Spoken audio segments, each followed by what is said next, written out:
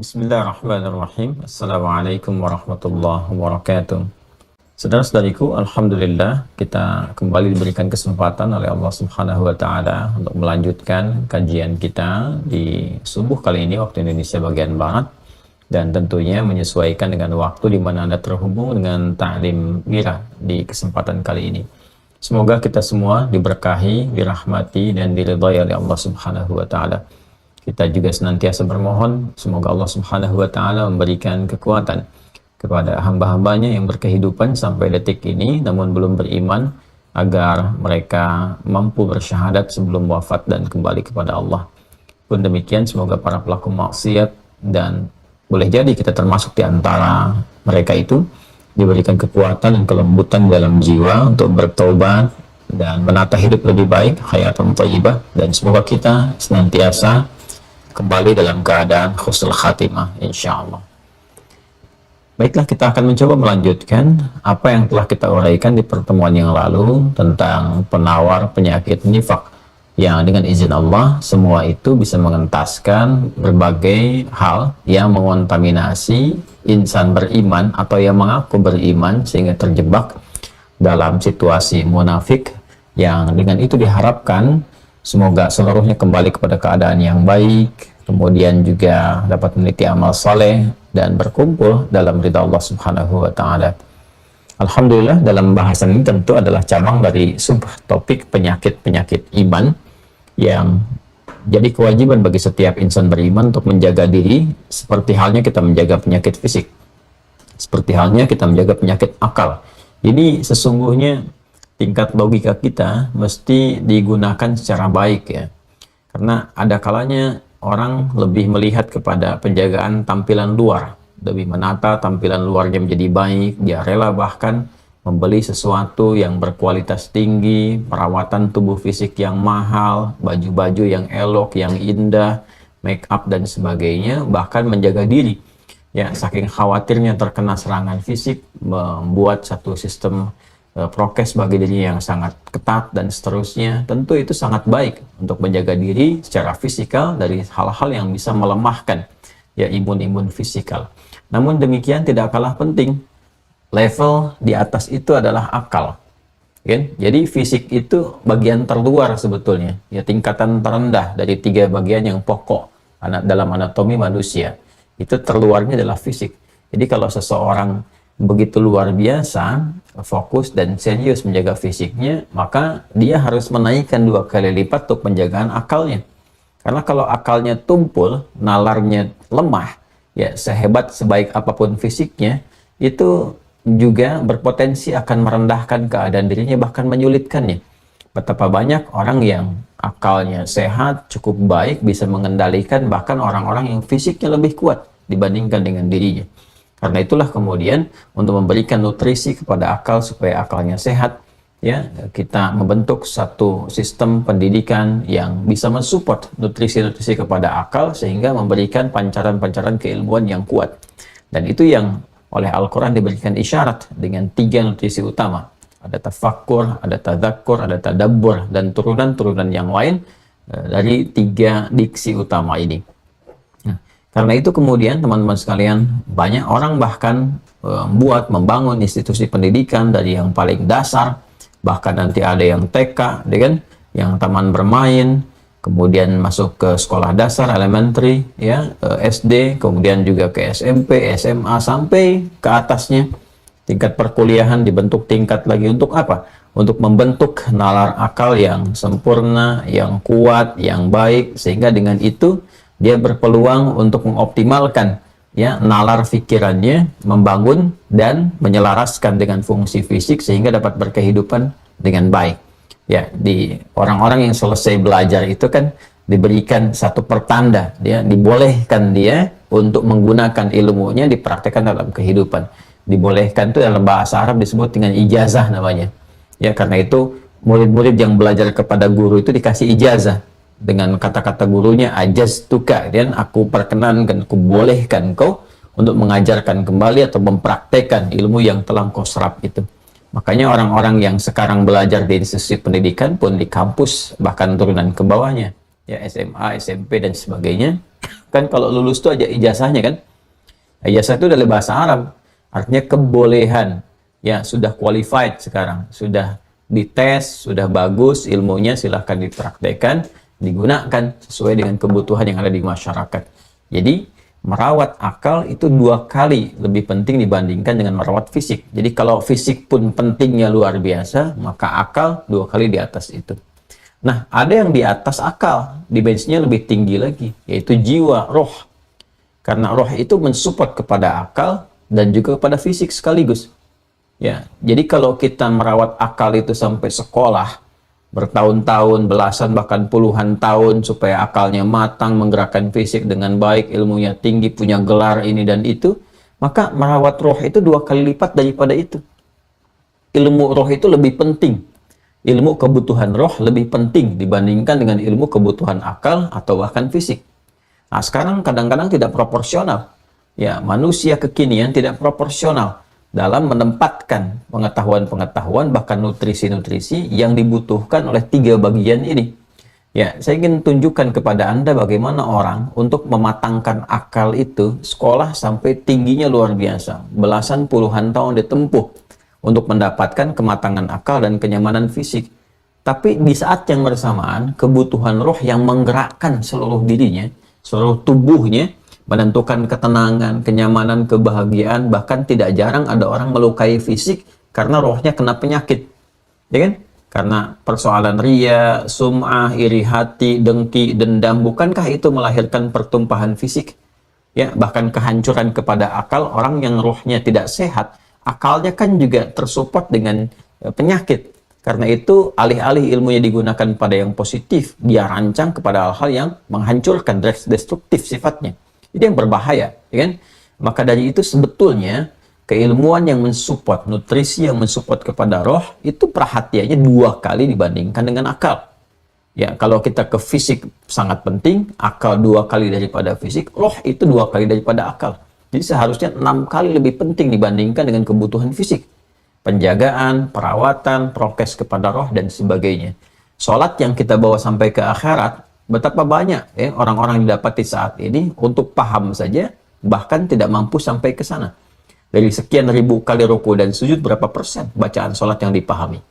Ya, Anda bisa bayangkan, sedangkan itu nutrisinya roh. Ya, adapun hal-hal terkait dengan fisik, wah itu bisa stadium general dulu, pelatihan dulu, training dulu, macam-macam sampai sempurna. Ya, bisa dilakukan untuk mendapatkan kebutuhan fisik, yang keluar pun jadi kotoran juga. Ini kebutuhan akhirat sampai pulang, ya, ilmu fikih tentang sholat, tentang zakat, tentang puasa, tentang haji, yang sesungguhnya membawa dan mengantarkan pada kehidupan abadi, yaitu yang kurang rasanya untuk dipelajari dan dimantapkan dalam kehidupan.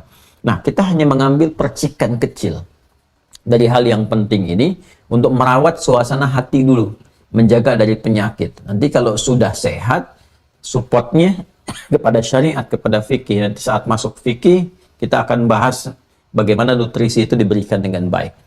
Nah, di pertemuan yang lalu kita telah sampaikan tentang bagaimana merawat, menjaga penyakit-penyakit yang bisa mengontaminasi kepada iman, ya, yang ada dalam hati, dalam roh. Karena iman itu adalah titik spiritnya, nuatnya, ya, yang ada dalam jiwa takwa itu puncaknya harus dijaga, dirawat dengan baik. Sebab kalau imannya bagus, imunnya kuat dan amannya muncul.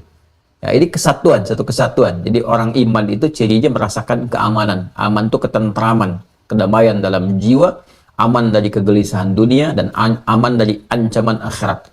Ya, jadi faulaika lahumul amnu, dan mereka mendapatkan keamanan, ketentraman. Jadi kalau orang imannya bagus, maka imunnya kuat dan dia merasakan keamanan dalam jiwa dan perilaku kehidupannya. Di pertemuan yang lalu kita telah membahas tentang penyakit yang sangat penting untuk kita kaji, dan ini sumber penyakit awalnya, yaitu nifak gitu ya. Dan sudah kita turunkan sampai ke formulasi obat penawarnya, tinggal kita bahas detailnya di pertemuan kali ini. Jadi kalau saya membuat sebuah alur pembahasannya, ya,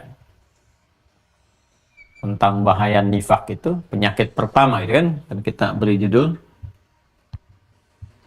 ya, penyakit iman Boleh juga kita tuliskan karena adanya dalam jiwa, dalam kolbu, ya kita sering sebut hati, tapi bukan hati organ fisikal ya yang dimaksudkan. Bukan hati organ fisikal secara biologis yang dimaksudkan, tidak. Yang dimaksudkan kolbu di sini yaitu pusat spiritual. Ya, organ spiritual dalam diri kita. Ya, hati atau iman yang pertama yaitu nifak ya.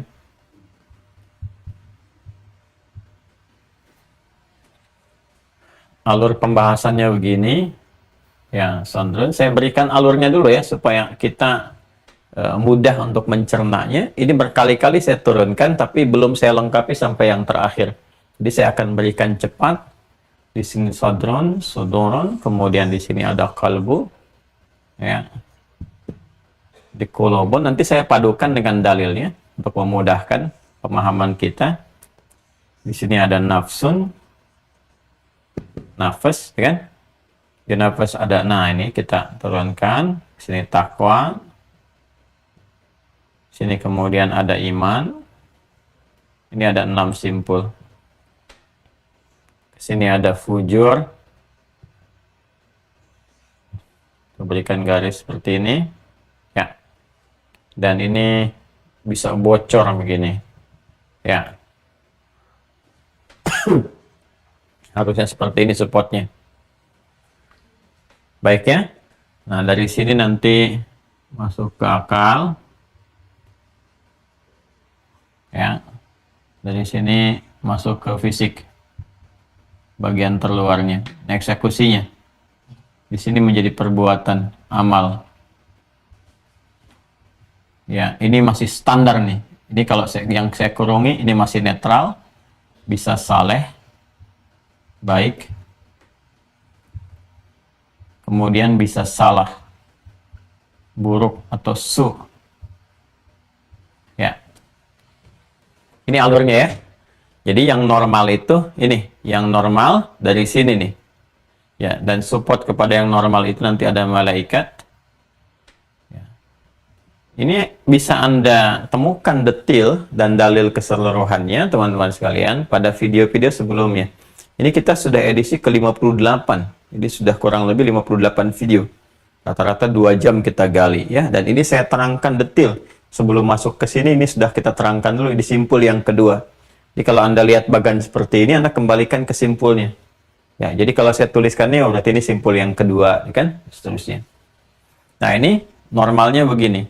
Ini support ke sini, kan mensupport jiwa takwa, karena malaikat juga diciptakan dari materinya takwa, surah 66 ayat yang ke-6. Kemudian dia support ke sini. Ini yang normalnya. Dari nafas ke kalbu, dari kalbu ke sadron, dari sadron ke sini, ke akal diikat di sini. Kemudian diinstruksikan, sifatnya instruktif ini. Ya. Kalau dari sini ke sini data, ya,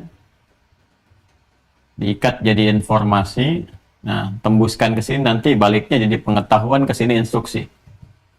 Ya.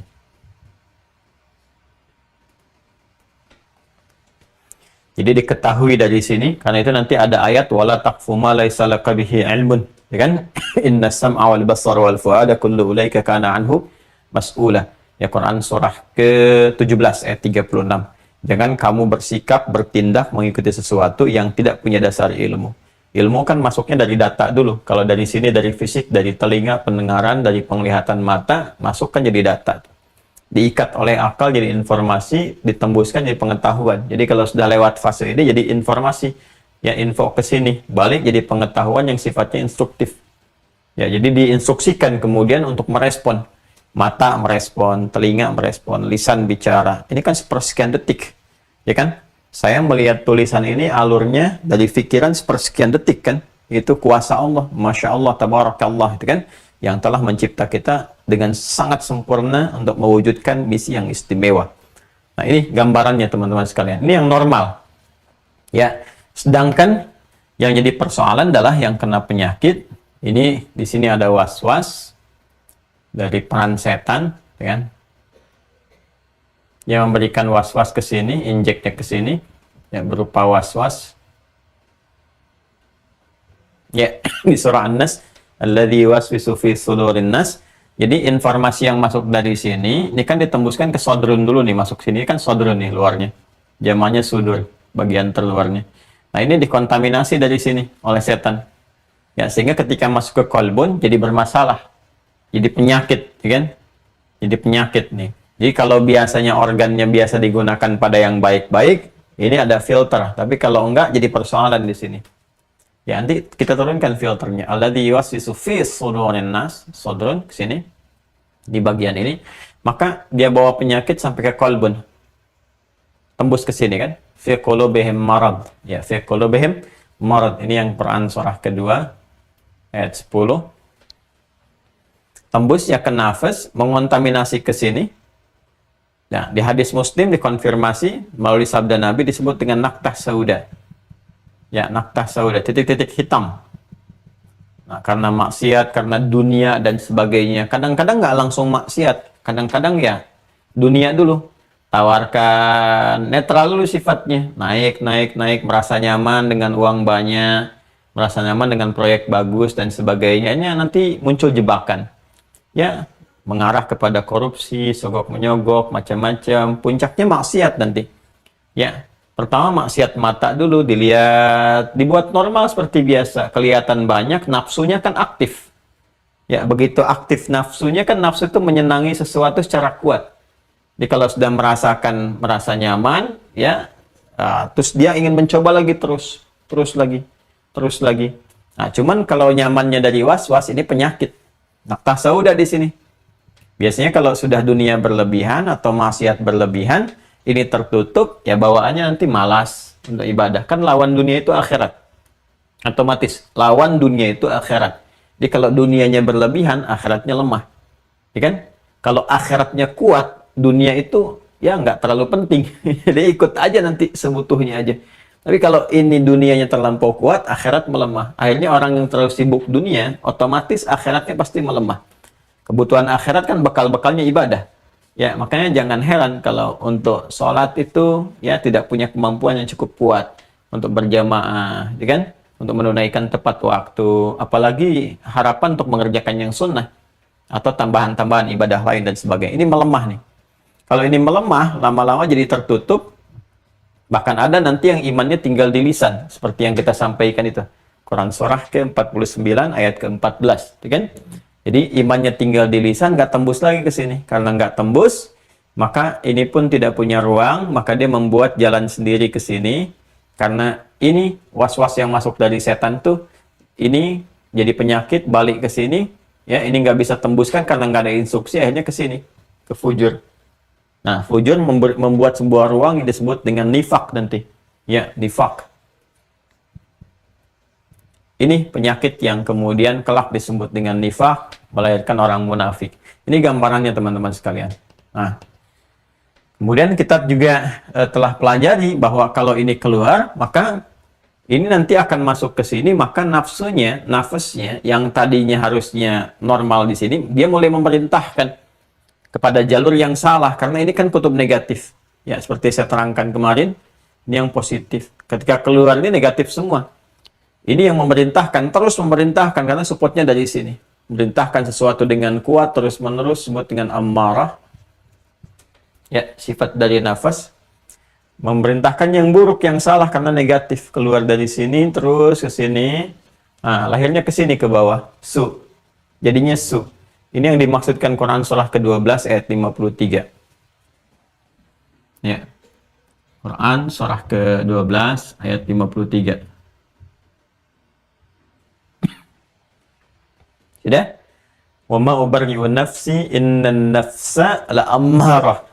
Innan nafsa la'ammaratum bisu. Ya. Jadi kalau ininya bocor, ini enggak ada ruangnya, resapannya nggak ada, tertutup, maka balik ke sini, yang keluar ini. Wama ubarri'u nafsi innan nafsa, ini la'ammarah bisu sampai sana. Illa ma rahima rabbi. Nah, maka kalau sudah keluar penyakit nifak ini, maka memunculkan ekspresi-ekspresi yang kemarin kita turunkan. Ini, ya, kalau sudah kena nifak, su-nya bersumber dari nifak, nah, keluarlah kemudian ekspresi-ekspresi yang sangat mengherankan. Sebutkan di Quran surah keempat An-Nisa dari ayat 140 sampai ancamannya ayat 145. Ya kan? Ah, dari mulai menyoal agamanya sendiri, ya kan? Puncaknya kan itu, mengingkari ketentuan dalam agamanya sendiri. Dia mengatakan Muslim, bahkan mengatakan saya sama-sama beriman, tapi saat yang bersamaan dia mengingkari ayat-ayat dalam Al-Quran. Dia juga berusaha manipulasi ayat-ayat, memotong, menampilkan sesuai nafsunya, mengolok-ngolok, istihza, itu kan yang ayat 140. Ya, kemudian tanda-tanda dari keseharian saat ibadahnya, ini kan iman supportnya ibadah nanti, cara penguatannya. Maka di ayat 142 kelihatan yang terkontaminasi dengan nifak ini, yang disebut dengan munafik. Munafik. Nah, kan? Nanti ibadahnya mulai melemah. Ya, innal munafiqina yukhadi'una Allah fa huwa khadi'uhum wa idza qamu ila sholati qamu kusala, ya kan? Salatnya sudah mulai malas-malasan, zikirnya sedikit, wala yadhkurunallaha illa qalila. Yang sedikit pun tujuannya untuk mensupport ininya, su'nya. Ya, jadi hanya untuk dunianya, maksiatnya dan sebagainya. Dan bahkan yang paling menarik di penghujung ayat 140 di Quran surah 4 itu malah sekutunya dengan orang-orang yang tidak beriman. Ya, makanya Allah katakan di situ, Allah firmankan innallaha jami'ul munafiqina wal kafirina fi jahannama jami'a. Jadi jangan heran kalau ada orang-orang yang kena nifak kemudian jadi munafik, dia mengatakan saya beriman juga kok, saya muslim juga kok, tapi dia lebih membela kepada orang-orang yang tidak beriman, bersekutu dengan mereka, ya kan? Sementara menjelek-jelekan agama sendiri, apa yang kemudian dia klaim sebagai dia beriman, dia berislam dan sebagainya. Nanti isyaratnya banyak tentang itu. Turunan dari sini tuh pecahannya banyak sekali detailnya. Ya, nanti ada di Quran surah kedua Al-Baqarah dari ayat 14, kan? Kemudian dikuatkan lagi di Quran surah kedua ayat 76, ya. Wa idza laqul ladzina amanu qalu amanna wa idza khalau ila syayatinihim qalu inna ma'akum innama nahnu mustahzi'un. Ya, jadi kita cuma ngolok-ngolok aja kok sama mereka. Jadi datang tuh, bisa datang ke tempat kumpulan yang belum beriman atau ke tempat agama mereka dan sebagainya, tapi hanya untuk ngolok-ngolok orang beriman, menjelek-jelekan agamanya sendiri. Nah, ini kena penyakit ini ciri kena penyakit. Itu Al-Quran ya yang menyampaikan. Jadi kalau ada tanda-tanda seperti itu, ini sedang kena penyakit yang harus kita bantu untuk sembuh. Ya, harus dikarantina itu. Makanya di ayat 140 itu dikarantina. Fala taqudu ma'hum, itu karantina tuh, itu penyakit menular. Jadi kalau difasilitasi, didengar, ya dibikin seminar, stadium general, webinar, bikin Zoom hanya untuk mendengar seperti itu menular, penyakit menular. Jelas sekali ayatnya mengatakan innakum idzam mithluhum. Kalau kamu simak, kamu ikutin, lama-lama seperti itu nanti jalannya, kena penyakit juga. Jadi ini menunjukkan bahwa nifak itu menular. Awas. Ini menular. Ya. Ini Masya Allah kalau kita keluarkan ayatnya sebenarnya ini ketemu semua tuh, dan itu nyata pasti akan ditemukan.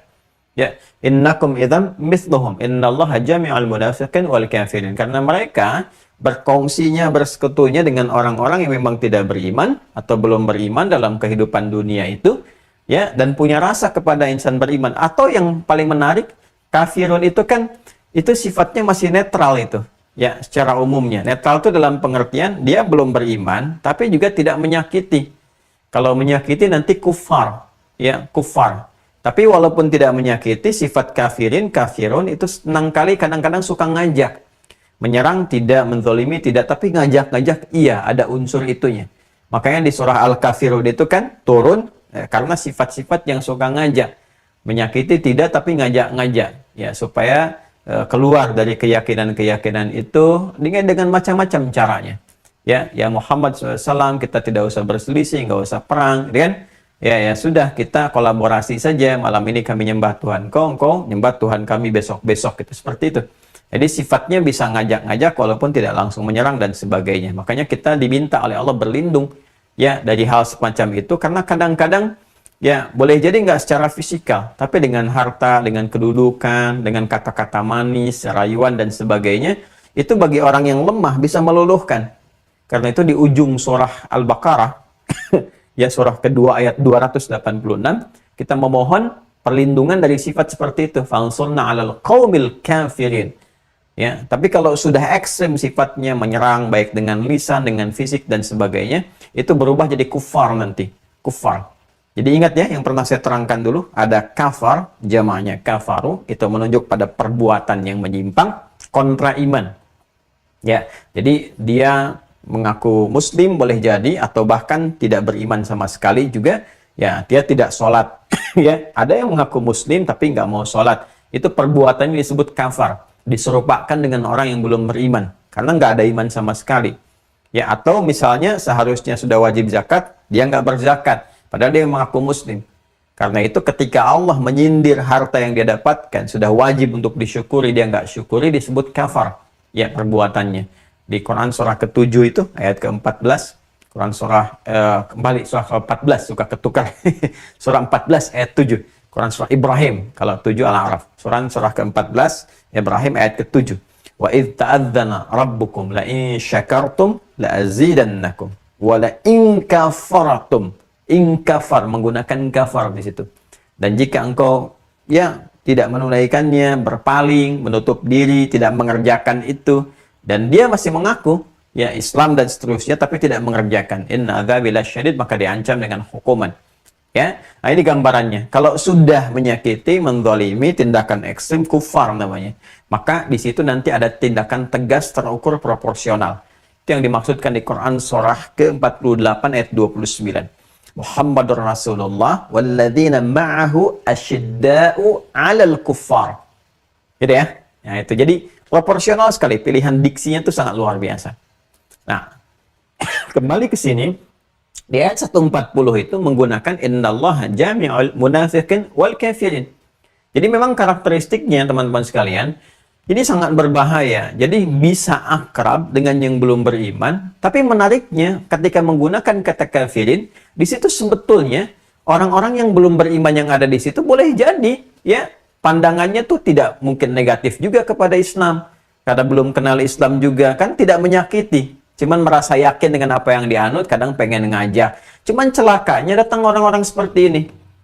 Ya, mungkin ke tempat mereka, gabung dengan komunitas yang malah menjelek-jelekan orang Islam sendiri.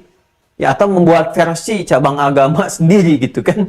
Ya, versi cabang pemahamannya. Harusnya begini, begitu, tuh kreasinya aja. Aja ngutak-ngatik ayat Quran dan sebagainya, ini bahaya.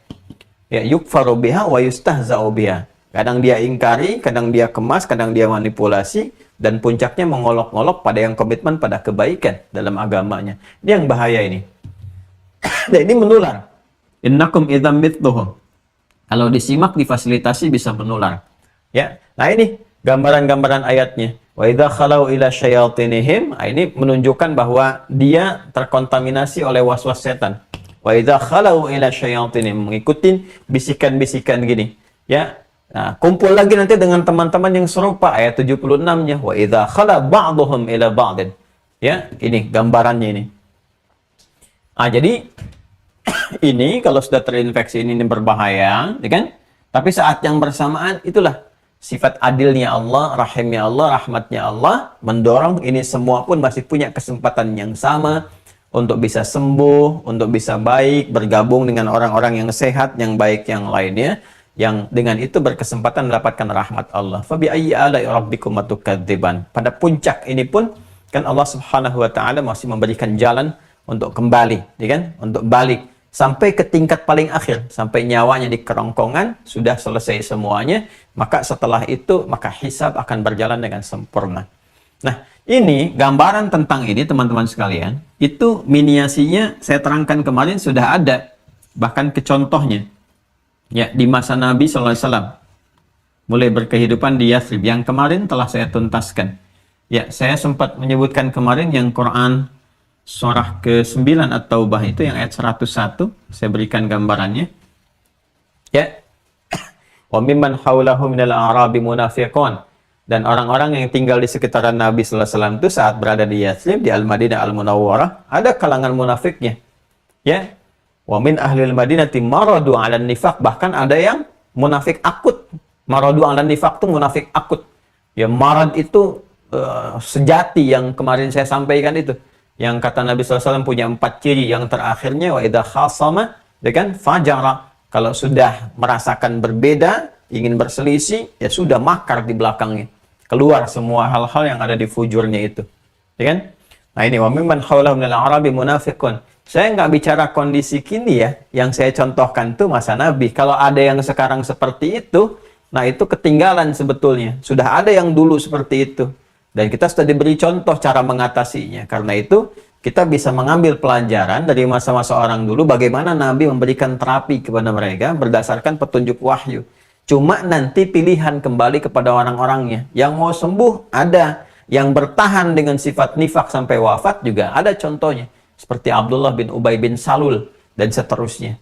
Nah, maka ini pelajaran penting bagi kita untuk mengambil hikmah dari masa-masa lalu itu untuk dibawa dan mengatasi persoalan kekinian yang mungkin kita hadapi. Boleh jadi kalau ini digambarkan contohnya ada, diperingatkan kita, artinya apa? Peristiwa itu dimungkinkan terjadi di masa depan.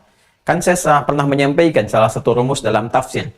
Jika tidak disebutkan siapa tokohnya, kapan kejadian tepatnya, ini menunjukkan bahwa peristiwa dimaksud akan terjadi lagi di masa depan dengan tokoh yang berbeda, ya kan? Suasana yang berbeda, tapi substansinya serupa, sama-sama begitu.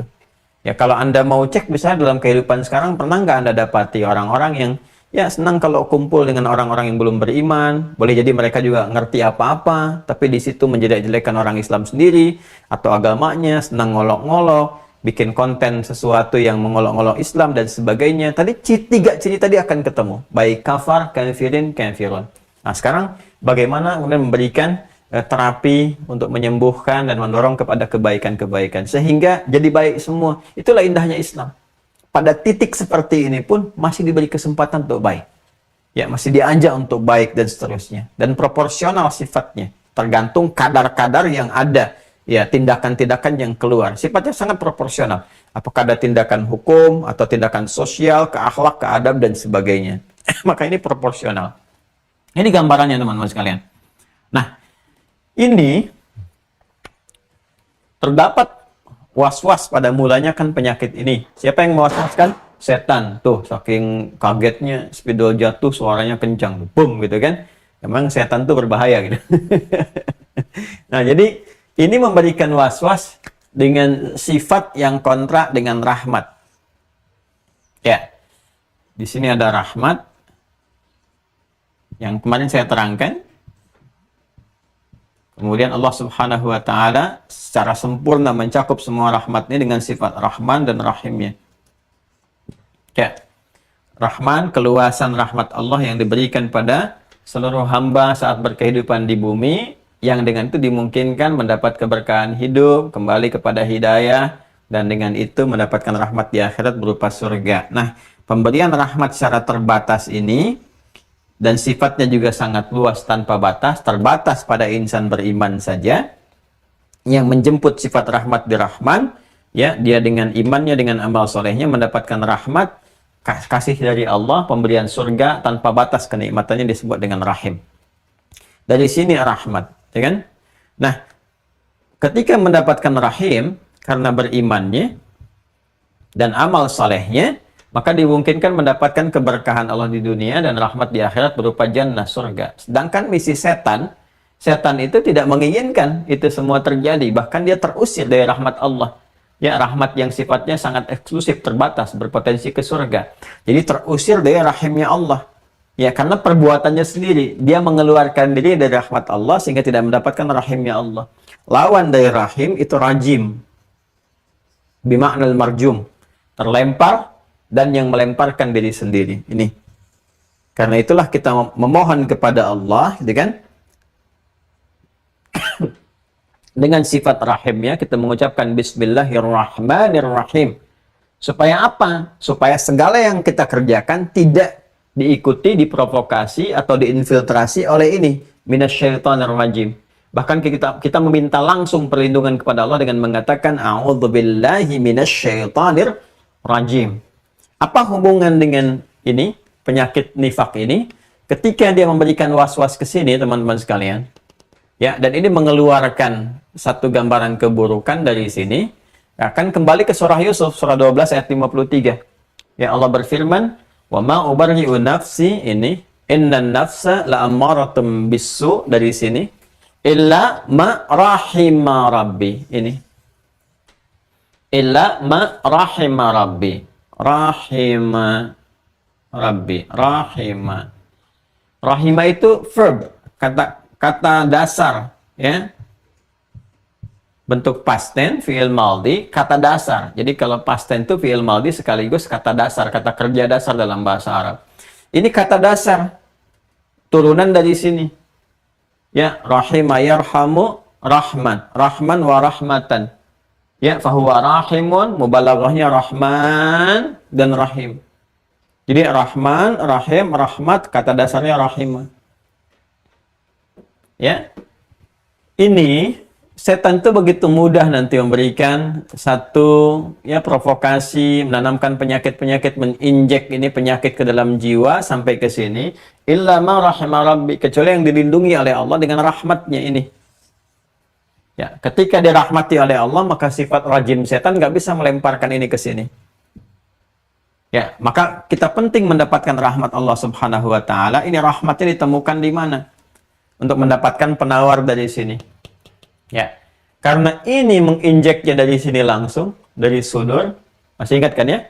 Alladzi yuwaswisu fi sudurin nas. Maka kita pun meminta dulu perlindungan kepada Allah supaya ini ada filter di sini. Ini kan sudur nih, kotak besarnya. Ya. Dari akal tembus ke sini, ini kan infeksinya ke sini. Menginjekkan penyakit ke sini dari was-was setan, saya turunkan yang ini, saya pindahkan ke sini supaya mudah. Ya kan? Memberikan was-was. Sini, ke sudur. Ini sudur. Nih. Ya kan? Maka kita memohon kepada Allah supaya dibentengi dari sini. Ya, ada filternya. Dirahmati sejak dari sini supaya kesininya bersih, baik.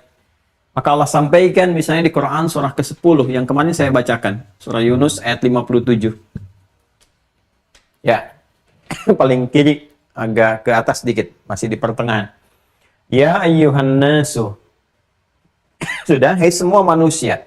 Jadi kesempatan untuk memperbaiki jiwa itu diberikan oleh Allah kepada semua manusia.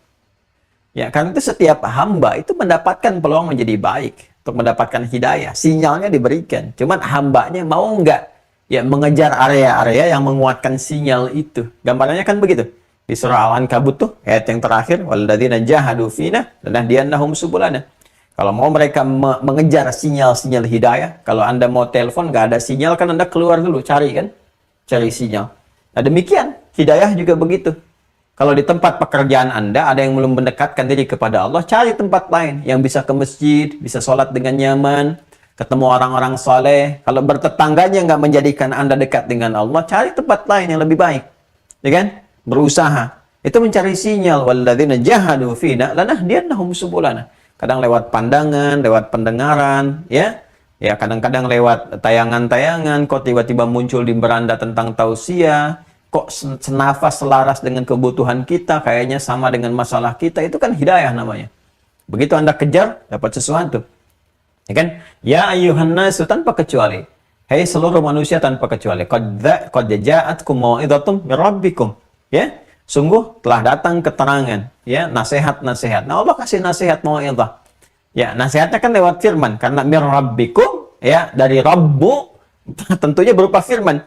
Ya, mau'idhah langsung dari Allah. Anda itu dengar mau'idhah hasanah dari ustadz aja merasa nyaman. Ustadz fulan, enak. Sekarang Allah langsung yang berikan. Ya.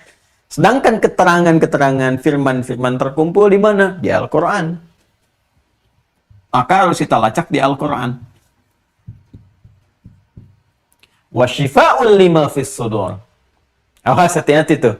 Wa syifa'ul lima fis sudur. Ya, ini dan ini bisa menjadi sifat, filter tuh, obat, penawar. Lima fis sudur, bagi apa yang di dalam sudur ini. Jadi setan dia punya peran alladzi yuwaswisu fi sudurin nas. Allah nggak akan membiarkan. Ya. Allah langsung berikan filter kalau ada yang mau menggunakan. Ya ayyuhan nas, semua manusia tanpa kecuali, qad ja'atkum mau'idhatum mir rabbikum, telah datang kepada kalian dengan nasihat-nasihat, arahan-arahan, pedoman-pedoman, bimbingan-bimbingan langsung dari Rabbmu. Kita ingin mencari di mana ya Allah? Ya di Al-Quran. Firman Allah kan terkumpul semua di Al-Quran. Temukan di situ. Ya kan? wa syifaa'ul lima fis sudur. Dan ini kalau Anda bisa gunakan dengan baik yang ada di sini, ini bisa menjadi filter pertama. Jadi bukan hanya mengobati yang di sini, mencegah sebelum datang ke sini. Bukankah Anda mengatakan mencegah lebih baik daripada mengobati? Kan? Ya, wa huda wa rahmatul lil mu'minin, rahmat. Dan di dalam ini bukan hanya ada mau'izah berbentuk syifa. Jadi syifa, kemudian hudan sudah kita bahas, rahmat ini. Ini dia teman-teman sekalian. Jadi di sini ada rahmat, otomatis kalau rahmat kan lawannya ini. Jadi kalau kita benar-benar mendekat kepada Al-Quran dengan baik, mengeluarkan formulasinya untuk mengentaskan ini semua, satu kita punya filter di sini. Air kalau ada filternya kan nggak keruh. Ya kan? Iman juga begitu, kalau ada filternya nggak akan keruh. Kalau sudah masuk ke sini, jadi hudan, jadi petunjuk yang baik, masuknya ke sini. Kalau terkontaminasi di sini, dapat rahmat, diperbaiki di sini. Kan? Lil mu'minin, bagi orang yang punya iman. Kemarin sudah saya terangkan, al mu'minin. Ya, lil mu'minin. Ya, jadi jar. Ya kan? Kemudian ini jamak dari kata mu'min. Mu'min itu pemilik iman. Ya, sedangkan iman adanya di sini. Nah, jadi jelas semua ayatnya. Nah, sekarang kita pengen cari kan, sampai kita temukan yang 4 kemarin, ya kan? Ketika kita pengen dapatkan ini semua, teman-teman sekalian, adanya di Quran. Maka dikuatkan dulu oleh Allah, ya, Subhanahu wa ta'ala, untuk menguatkan ini, maka diberikan ta'kid. Ya, ada di Quran, surah ke-17 itu, ayat 82. Kemarin kita kesini dulu kan? Wa nunazzilu minal Qur'an. Dari mana taunya mau'izah itu Quran? Itu nanti ditafsirkan di sana. Ya, tadi kan di ayat ini, ya ayuhan nasu qad ja'atkum mau'izhatum mir rabbikum. Ini kan mau'izah. Ya. Dari mana bisa tahu yang dimaksud mau'izah ini? Al-Quran. Ya, secara nalar, logika sih kita pahami udah pasti Quran. Karena kan nasihat dari Allah, bimbingan, pedoman dari Allah. Ya, di mana lagi ditemukan? Selain dari firmannya di Al-Quran. Tapi supaya nggak ada kesan tebak-menebak, ya, hanya pendapat dan sebagainya, kita turunkan dalilnya. Maka di sini dikuatkan. Wa nunazzilu minal Qur'ani, nah, ma huwa syifa'un, ini, wa rahmatun lil mu'minin. Ini. Sama kan? Ujung ayatnya kan? Ma huwa syifa'un wa rahmatun lil mu'minin. Dan kami turunkan dari Al-Quran itu, yang kemarin kita bahas, ma huwa syifa', syifanya ketemu. Ya kan? Wa rahmatun, rahmatnya ada. Lil mu'minin, sama. Terus hudannya ada di mana? Di Al-Baqarah ayat 185. Ya. Bahkan Quran surah kedua ayat 185 yang langsung menyebutkan Qurannya. Syahrul Ramadan alladzi unzila fihi al-Quran hudan linnas. Hudan. Ini kan ya ayuhan nas. Quran surah 10 ayat 57 kan ya ayuhan nas. Ya. Oleh Allah diterangkan lagi langsung. Syahrul Ramadan alladzi unzila fihi al-Quran hudan linnas. Jelas ya? Jadi hudannya ketemu, syifanya ketemu, rahmatnya ketemu. Intinya apa? Penawar untuk ini adanya di Al-Quran. Syifanya ada di Al-Quran. Ini kaitan ini ya, lajur pembahasannya gitu. Jalurnya seperti ini, membahasnya begini, korelasinya bertemu di sini. Jadi nggak ada yang nggak sesuai dalam Al-Quran. Ini yang kemarin saya sampaikan antara siyak, sibak, dan lihaq. Apa yang kita bahas, korelasi dengan sebelum dan setelahnya di ayat. Itulah keistimewaan Al-Quran. Ya. Ini udah ketemu dari sini. Berarti kita akan temukan syifa, ya kan? Baik dari filternya juga penawarnya. Dan rahmat. Serta petunjuk nanti untuk memperbaiki hudannya. Udah ada semua. Ya. Nanti kan untuk apa ini semuanya? Untuk ini kan? Jadi kalau kita mau lengkapi lagi teman-teman, kalau ini benar menggunakan ini semua, syifanya benar, rahmat benar, hudan benar, ini akan baik lagi nih. Kalau ini sudah baik, iman support kepada takwa, ya kan? Takwanya makin bagus. Takwa itu kan nanti latihannya lewat amalan, amal ibadah lewat syariat itu, ya kan? Ujungnya nanti apa? Kebahagiaan, kenyamanan, ketentraman kan? Kalau mau kita gali lebih jauh, teman-teman sekalian, ini orang-orang yang bisa maksimalkan takwa, sehingga takwa melekat pada dirinya, disebut dengan taqi namanya, tunggalnya. Taqiyun. Taqi, wa kana taqiyya. Ya Allah menyifati Nabi Yahya alaihissalam di Al-Quran itu, kan? Ya Yahya khudhil kitaba biquwwatin wa atainahul hukma sabiyya wa hananan min ladunna wa zakatan wa kana taqiyya wa barran biwalidayhi wa lam yakun jabbaran asiyya wa salamun alaihi yawma wulida wa yawma yamutu wa yawma yub'atsu hayya. Yang Quran surah 19 itu. Ya, Maryam ayat 12 sampai ayat 15 itu. Nah, ini taqi jamaknya apa? Jamaknya muttaqun. Taqun. Kalau ingin sama-sama dinasabkan dengan ini lil mu'minin, ini mu'minin, wah ini muttaqin. Supaya ada kebersamaan. Jamak yang serupa. Nah, kapan bisa jadi muttaqin? Kalau ini terus disupport, imannya naik. Setelah formulanya dapat, sembuh, ini naik terus nih, iman. Ya, kalau baru didapatkan kan kata kerjanya, kata kerja yang bentuknya kata kerja asal kan? Ya, kata kerja asal amanah. Jamaknya amanu. Ya kan? Kata kerja dasarnya ini. Kalau ingin terus disupport naik latihan pakai itu, pindahkan ke mudhari bentuk progresif. Yu'minu. Jamaknya apa? Yu'minun. Tuh.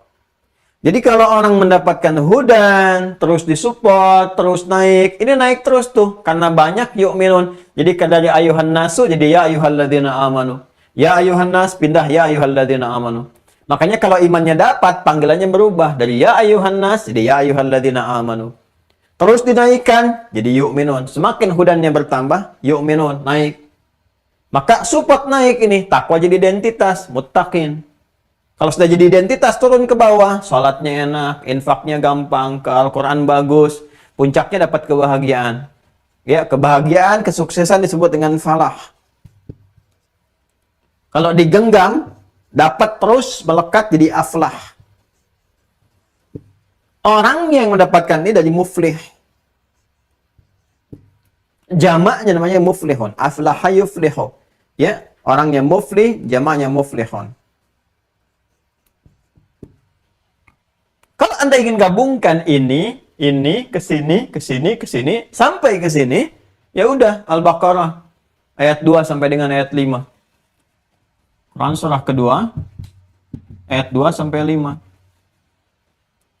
Dzalikal kitabu, al-kitab Al-Quran, la raiba fi hudan lil muttaqin alladzina yu'minuna bil ghaibi wa yuqimuna as-salah tadi wa mimma razaqnahum yunfiqun infaq walladzina yu'minuna bima unzila ilaik Al-Quran wa ma unzila min qablik wa bil akhirati hum yuqinun ulaika ala hudam min rabbihim wa ulaika humul muflihun. Kalau mau ke surganya, langsung ambil surah Al-Mu'minunnya, pemilik-pemiliknya. Langsung ke Firdausnya dari ayat 1 sampai dengan terus ke 9 sampai ke 11 kalau mau, gitu kan? Ya, kita akan temukan di situ. Ya, ulaika humul warithun alladzina yarithuna al-firdausa hum fiha khalidun. Ini gambarannya teman-teman. Jadi semuanya tuh lengkap sekali, Masya Allah, gitu ya. Ya karena firman Allah udah pasti itu, ya udah pasti sempurna gitu. Ini gambaran asalnya. Nah sekarang kalau kita ingin keluarkan formulasinya, dapatlah kita yang 4 kemarin. Bagaimana kita bisa mendapatkan penawar semua ini untuk bisa memperbaiki yang ini? Ya maka kita dapatkan kemarin 4 penawarnya di Quran surah keempat, kan? Ayat 156 kan kemarin? 146. Ayat 146. Ya kan?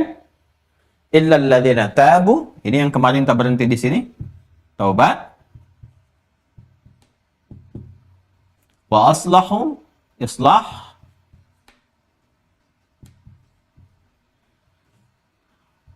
Kemudian wa'tasamu, al-i'tisam. Wa akhlasu dinahum lillah. Al-ikhlas.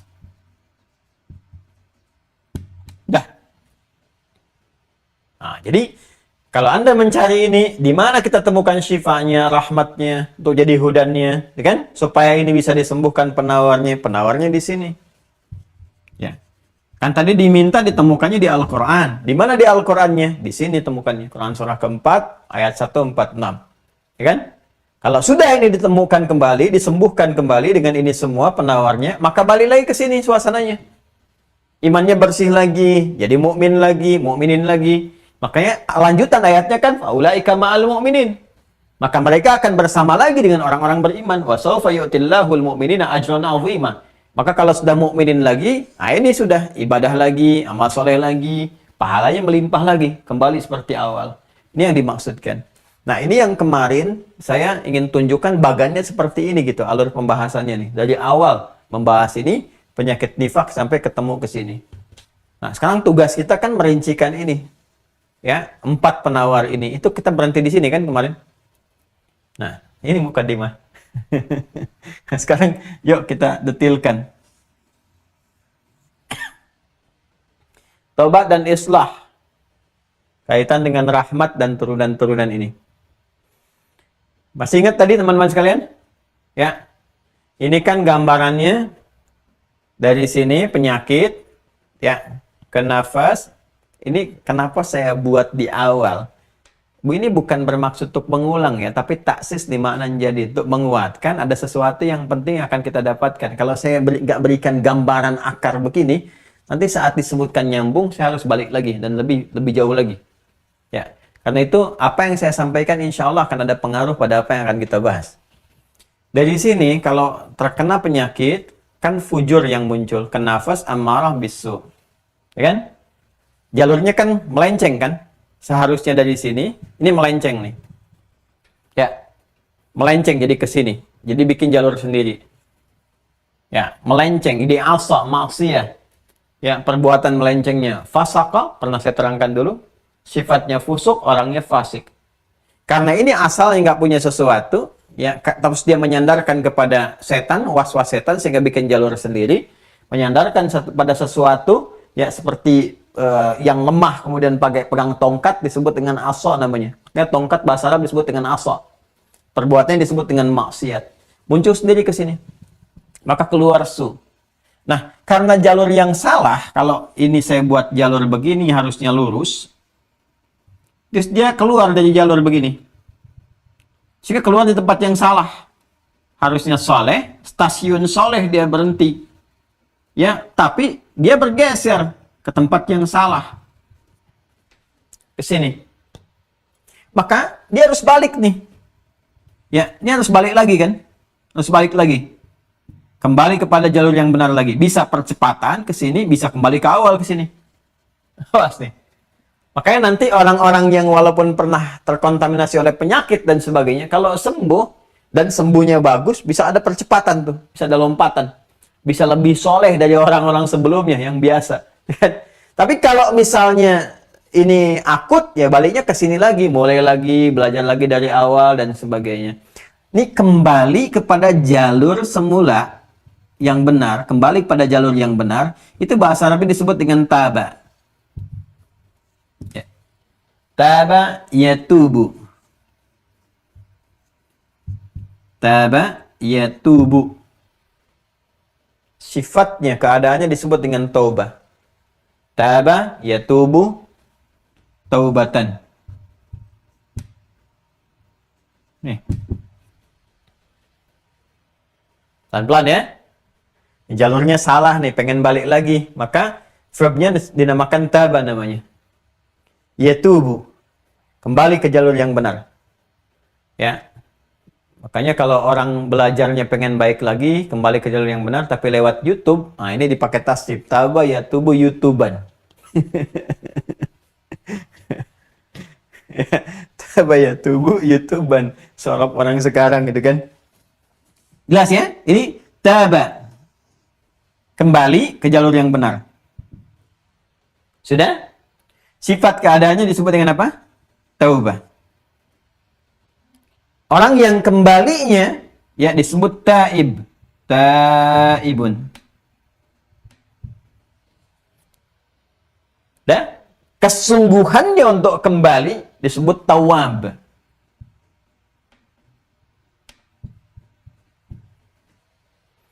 Tawab. Pelan-pelan. Dan Masya Allah, Allahu Akbar gitu kan. Ketika Allah menerima orang-orang kembali ini dan bahkan memberi petunjuk untuk kembali, untuk balik. Itu sifatnya pun disamakan dengan seluruh diksi-diksi ini. Ya. Allah menerima taubatnya, Allah yatubu alaihi. Kemudian apalagi misalnya sifat Allah yang menerima orang yang sungguh-sungguh disamakan sifatnya dengan tawwab. Ya. Bukan menyamakan keadaan Allah, tidak. Walaisa kamitslihi syai'. Enggak ada yang serupa dengan Allah Subhanahu wa taala. Allah ingin memberikan gambaran seperti engkau sungguh-sungguh begitu, seperti aku itulah serius merespon sesuai dengan kesungguhanmu. Bahkan lebih daripada itu. Ya, engkau merangkak dalam hadis qudsi kan, dia kan menjemput dengan berjalan. Dia berjalan, berlari. Maksudnya apa? Allah tuh lebih serius lagi. Ya. Lebih sungguh-sungguh lagi karena cinta Allah tuh begitu dalam kepada hamba. Jadi kalau ada hambanya sedikit mengoptimalkan sesuatu untuk ibadah, Allah jemput dengan luar biasa. Ya, ini sifatnya, sifat ketuhanan yang begitu dahsyat dalam memberikan perhatian kepada hambanya. Itu gambarannya, ya. Nah, jadi ini teman-teman sekalian bahwa sesungguhnya ini yang seringkali saya utarakan mengutip pernyataan ulama di masa lalu, ya, bahwa Allah itu sangat mencintai pelaku maksiat yang tobat. Ya, Allah sangat mencintai pelaku maksiat, orang salah yang mau tobat dibandingkan orang soleh yang tidak pernah merasa salah. Jelas ya? Nah, jadi ketika ini kembali pun kita dapatkan apa? Rahmat didapatkan lagi, rahim tuh lewat rahimnya. Disatukan dengan tawwab. Sering kita dapatkan kan? Innallahu wat tawwabur rahim, tawwabur rahim, tawwabur rahim. Ini menerima orang yang mau sungguh-sungguh kembali kepada jalan yang benar. Nah, sekarang jadi formulasinya sudah ketemu nih sekarang ya. Taubat itu apa? Intinya taubat itu kembali kepada jalan yang benar. Dia setelah tersesat di jalan, ini salah, ada penyakit, balik lagi untuk memperbaiki lagi. Nah, sekarang bagaimana caranya ini? Ya, cara untuk bertaubat itu. Maka di sini kemudian dimotivasi dulu oleh Al-Quran. Ya, sebelum diberikan caranya, didorong dulu, diingatkan dulu. Maka muncul Quran surah keempat, ya kan ini sama-sama di Quran surah keempat, ya penawarnya, maka diingatkan dulu di Quran surah keempat, An-Nisa, ayat 17 sampai 18.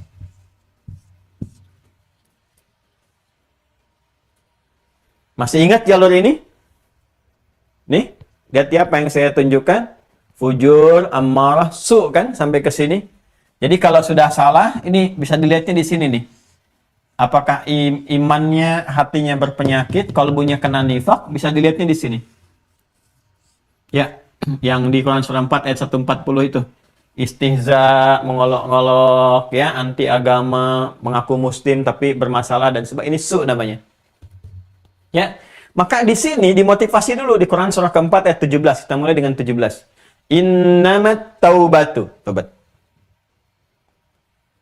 Adallahi, sungguh taubat yang dibenarkan, diterima oleh Allah itu. Jadi kalau ada orang melakukan perbuatan yang salah ini, su kan di sini, su, dimotivasi itu untuk balik taubat, mau taubat. Ya, diberikan motivasi, innamat taubatu 'alallah. Sungguh taubat yang benar yang diterima oleh Allah Subhanahu wa taala. Taubat yang seperti apa? Lilladzina ya'maluna su'a bijahalatin. Nih, sini. Adalah taubat bagi orang-orang yang pernah salah jalan nih. Ya, salah jalan. Su'a bijahalatin, karena perbuatan jahalahnya. Jahalah itu kan lawan daripada ilmu. Ilmu ikatannya akal kan? Sudah saya sampaikan. Salah info dari sininya, karena penyakit itu masuk ke sudur. Ya, alih-alih yang benar jadi salah olah bijahalah. Ya, atau sudah tahu benar, ini itu benar, ya, tapi dilanggar juga. Udah tahu salah dikerjain juga. Itu jahalah namanya. Tsumma yatubuna min qarib. Nih, ada yatubu. Ya, ini motivasi pertama dari Al-Qur'an. Faulaika yatubullahu alaihim. Tuh, kan tadi saya katakan apa? Ya, hamba yang seserius mungkin mau menuju Allah, yatubun, jamak kan dari kata yatubu kan jamaknya yatubun.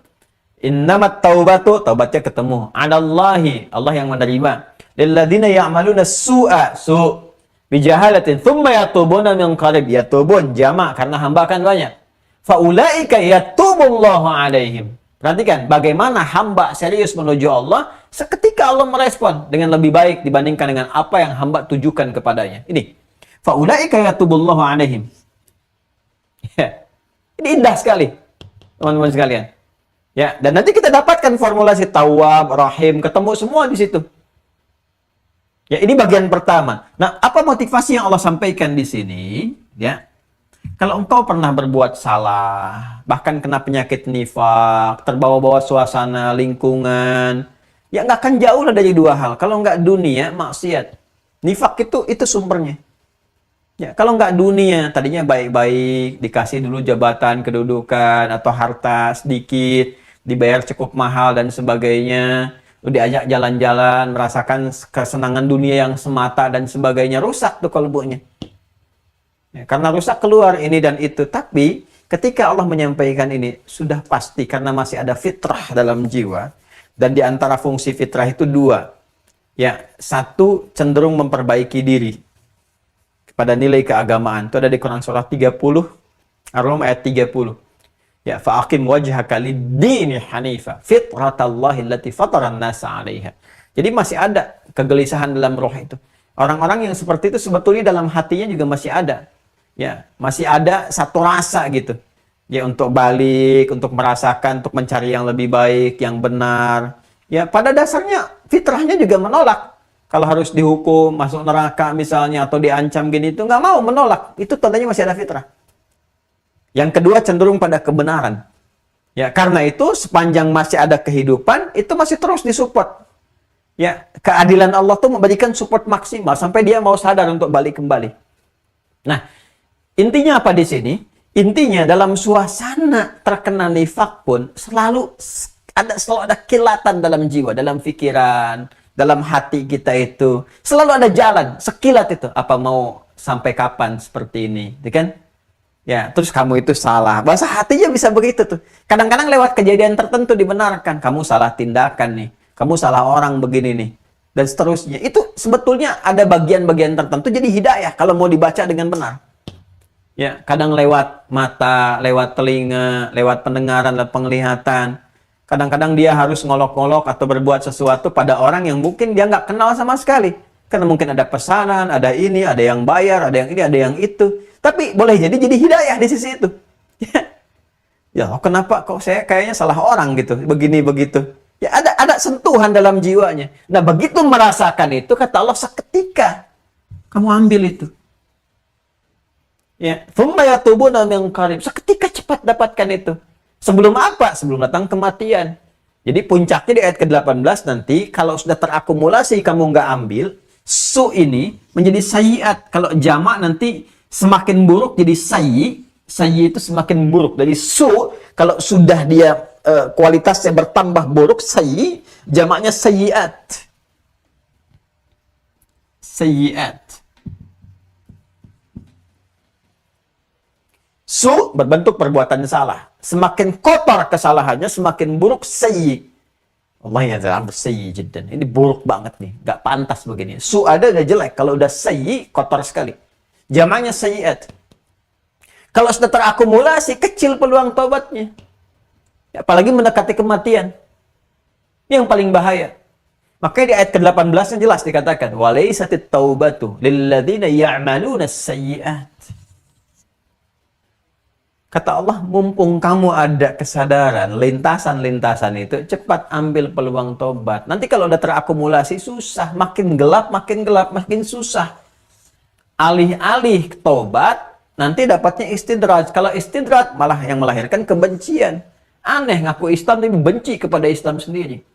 Sudah nggak ibadah, ya ada rasa benci, tapi anehnya ngaku Islam. Ini yang paling berbahaya gitu. Luar biasa. Ya, sampai nanti serupa dengan orang-orang yang ingkar, mendapatkan cap stempel di kalbunya, khatamallahu ala qulubihim, karena perbuatannya akumulasi ini. Walaysat at-taubatu lil ladzina ya'maluna as-sayyi'at hatta idza hadara ahadahumul maut qala inni tubtu al-an. Nanti begitu tiba kematian, tiba nih sakaratul maut, baru ada panik dan sebagainya, panik tingkat tinggi. Ya, panik nggak? Panik. Ya, ini panik tingkat tinggi nih. Nih, luar biasa nih. Setelah panik baru mengatakan, ini tubtulan, aku tobat sekarang. Ya persis kayak Firaun kan waktu itu. Oh, saya beriman sekarang pada Tuhannya Musa, Tuhannya Harun dan sebagainya. Udah nggak ada waktunya. Udah selesai. Ya udah nggak berguna, udah nggak ada manfaat. Jelas ya, teman-teman sekalian ya. Jadi ini pertama Allah sampaikan motivasi dulu. Sebelum masuk ke sini, ya jalan taubatnya Allah berikan gambaran dulu. Ya, bahasa gampangnya gini lah, bahasa paling mudahnya. Hei, apa kamu mau diwafatkan dalam keadaan sedang munafik? Apa mau wafat dengan status munafik? Orang almarhum, anta al-munafik. Itu kan di nisannya tuh kan orang kan almarhum. Ya, dunia boleh menuliskan sama-sama almarhum, di langit tertulis al-munafikun. Gitu kan? Ya, paling nanti saat masuk malaikat mungkar dan makir tuh enak aja nulis kamu di atas almarhum. Kamu tuh munafik. Bem. Ya, fayudrabu fi jabhatihi bimitraqatin min hadid. Maka dipukul di antara dua pelipisnya itu di keningnya dengan palu godam yang sangat besar terbuat dari batu besi yang sangat dahsyat tuh. Kita nggak mau melihat menyaksikan itu. Ya, ini teman-teman sekalian. Ya, kalau bahasa gampangnya cepat tobat, jangan sampai wafat dalam keadaan maksiat. Dan ini pun satu juga motivasi kepada kita, satu penjaga yang kuat. Jadi kalau terfikir, terdorong berbuat maksiat, ingat saat itu wafat. Insya Allah sih yang seperti itu akan menjauhkan kita dari perbuatan buruk. Ya, itu guru-guru kami nasihatkan tuh. Ya, dari hadis-hadis, dari intisari ayat-ayat Quran. Ya, kata Nabi kan selalu ingat kematian, banyak injarah, main-main ya. Ziarah ke kubur, melihat bahwa satu saat kita tuh akan begitu juga, dan seterusnya. Ya, yang paling cepat tuh begitu. Kalau ada dorongan, ajakan kepada maksiat, ingat bagaimana kalau wafat saat itu. Ini pun sama, bagaimana kalau belum tobat wafat. Bagaimana wafat dengan status munafik dan seterusnya. Nah, jadi sebelum menerangkan tentang ini, Allah sentuh dulu. Kamu masih gak mau tobat, bagaimana kalau meninggal kamu itu statusnya munafik? Yang ancamannya tingkat tinggi itu, tadi sudah saya terangkan. Bahkan asfalin minan nar. Ya, fidarkil asfali minan nar. Yang An-Nisa 145 itu, innal munafikina fidarkil asfali minan nar. Kemarin, yang saya bahas di video kemarin. Nah, setelah kita mengetahui ini semua, ada pertanyaan kan, ya Allah, mau tobat ya Allah. Mau tobat. Gimana caranya? Pengen tobat sekarang. Ya, gimana caranya? Dan seterusnya. Maka pindah ayatnya. Banyak sebetulnya di Al-Quran ini. Ya. Kita coba satu-satu dulu ya. Quran surah 6 dulu. Al-An'am. Ayat 54.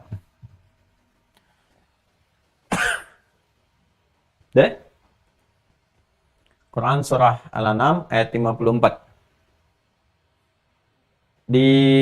Dari tengah ayat sampai ke ujung. Ya, kata ba'ala nafsi rahmah. Ya, kalau kita buka dari awalnya, wa idza ja'akal ladzina ya yu'minuna bi ayatina, langsung Anda ke bawahnya. Sudah? Bagian ke ujung kata ba'ala nafsi rahmah.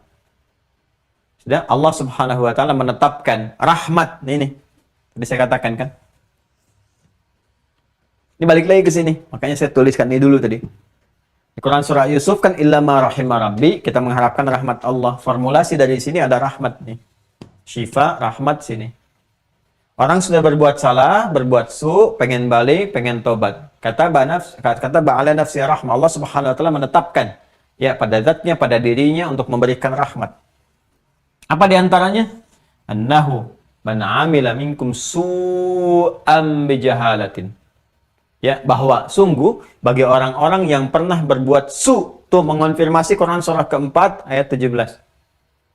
Di Quran surah keempat ayat 17, ya, Allah berfirman apa? Innamat taubatu 'ala Allahi lil ladzina ya'maluna su'a bijahala. Di sini pun dikonfirmasi Quran surah ke-6 Al-An'am ayat 54. Ya, kata ba'ala nafsi rahmah annahu man 'amila su'an bijahalatin. Orang-orang yang berbuat buruk. Ya, karena apa? Karena jahalah. Ya. Kemudian apa yang dia lakukan? Taba. Ini dapat di sini tadi ini. Lalu dia bertobat. Bagaimana cara bertobatnya? Aslaha. Dengan melakukan islah. Aslaha. Nah, ini langkah pertama untuk mendapatkan tobat adalah aslaha. Sudah? Kalau sudah mendapatkan ini, nanti Allah gugurkan dulu dosa-dosanya. Ini kan mengeluarkan dosa. Mengeluarkan dosa. Ya, dosa. Dosa tingkatannya nanti ada 4 ya. Jadi dzambun, kemudian dzunubun, dzunubun ma'a zulmi, dan yang keempatnya adalah israf, al-israf. Gini. Ini umumnya disebut dengan khata. Ya. Dah, nama umumnya khata, perbuatannya akhta, ya kan? Nanti Allah menurunkan sifat yang memaafkan salah ini dengan nama al-afwu. Al-afwu nanti sifat yang diturunkan untuk memaafkan kesalahan. Khata, perbuatannya akhta.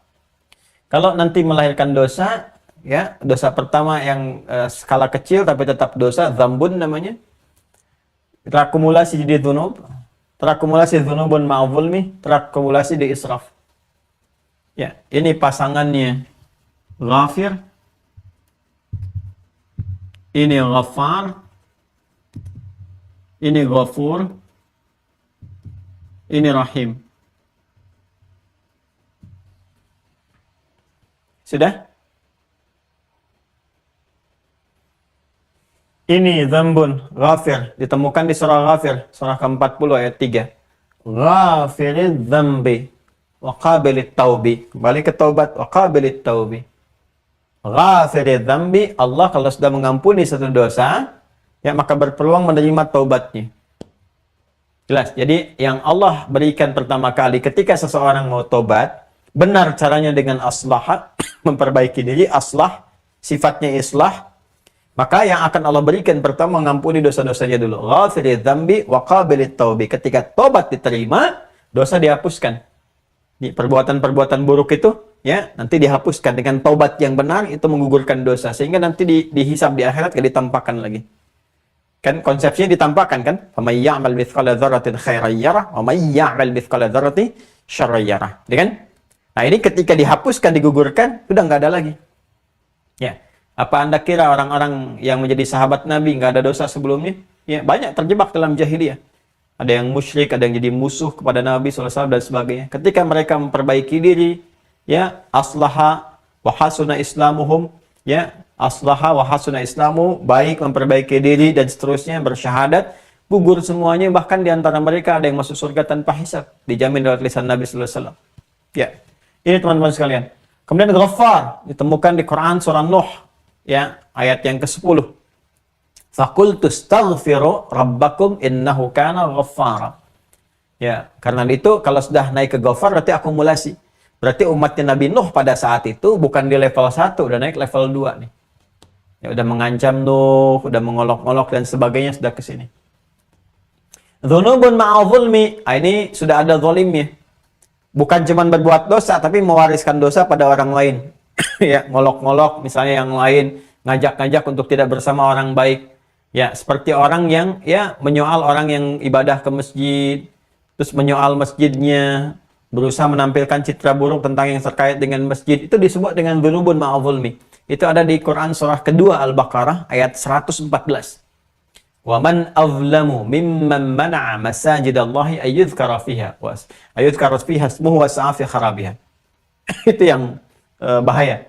Wa man azlamu mimman mana'a masajidallahi ayyuzkara fiha ismuhu wa sa'a fi kharabiha. Siapa orang paling zalim yang dia mempermainkan masjid, ya, mengondisikan seakan-akan masjid itu adalah misalnya pusat terorisme kalau bahasa-bahasa sekarang gitu kan.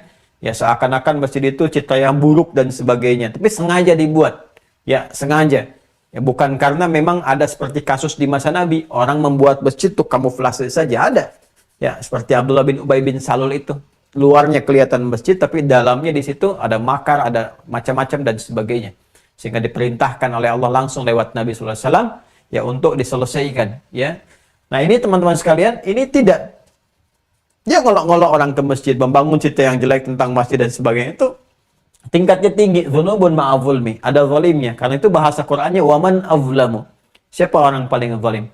Nah, ini berpeluang juga mendapatkan ampunan Allah. Selalu ada peluang untuk taubat, ada kebaikan. Islam itu solutif. Ya, Islam hadir ya untuk menghadirkan cinta, bukan celah. Ya, merangkul bukan untuk memukul.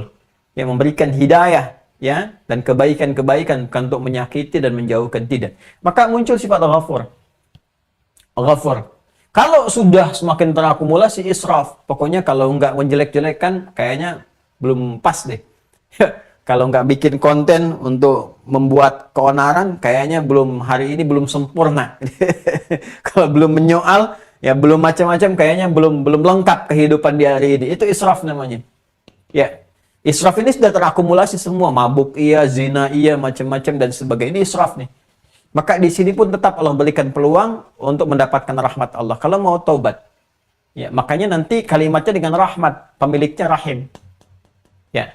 Di Quran surah 39 Az-Zumar, ya ayat 53 itu. Qul ya ibadiyalladzina asrafu ala anfusihim la taqnatu birahmatillah. Kalau kita gabungkan semua ini, kita dapatkan di Quran surah kedua Al-Baqarah ayat 286. Ya, la yukallifullahu nafsan illa wus'aha. Laha ma kasabat fahala wa 'alaiha maktasabat dosa. Rabbana la tu'akhidna in nasina aw akhtana. Nih, khata. Rabbana wa la tahmil 'alaina isran kama hamaltahu 'ala alladhina min qablina. Ini Ghafir Ghaffar. Rabbana wa la tuhammilna ma la taqata lana bih. Dhunuban ma'a dhulmi al-israf. Fa'fu 'anna, al-'afu lawan dari khata. Faghfir lana mencakup Ghafir, Ghaffar, Ghafur. Warhamna, rahim. Kalau sudah mendapatkan semua itu, fangsurna 'alal qaumil kafir, mohon jaga kami ya Allah dari pengaruh-pengaruh keburukan yang bisa memalingkan dari ketaatan. Di Quran surah ke-6 ayat 54, ujungnya Ghafurur Rahim, mencakup semua ini. Ya.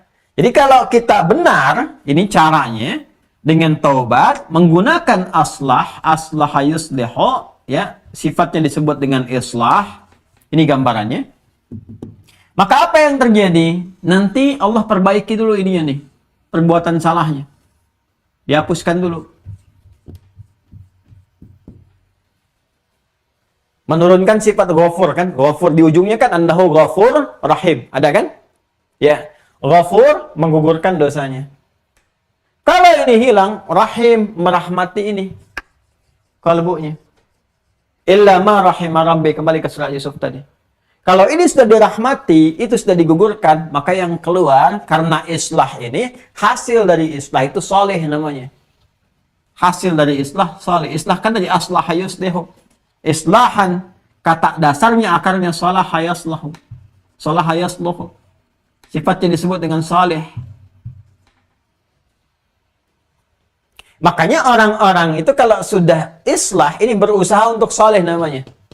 Ya, aslah itu mengentaskan yang jelek, yang su'nya, supaya muncul solehnya. Hamzahnya izalah fungsinya. Ya, menanggalkan sesuatu. Aslaha yuslihu islahan. Menanggalkan yang su'nya, supaya muncul solehnya. Nah, sekarang bagaimana caranya untuk islah ini dalam rangka taubat? Pindah ke Quran surah Al-Furqan, surah 25, ayat 71. Nanti disebutkan di situ, taubatnya dan amal solehnya. Quran surah ke-25, ayat 71. Ya.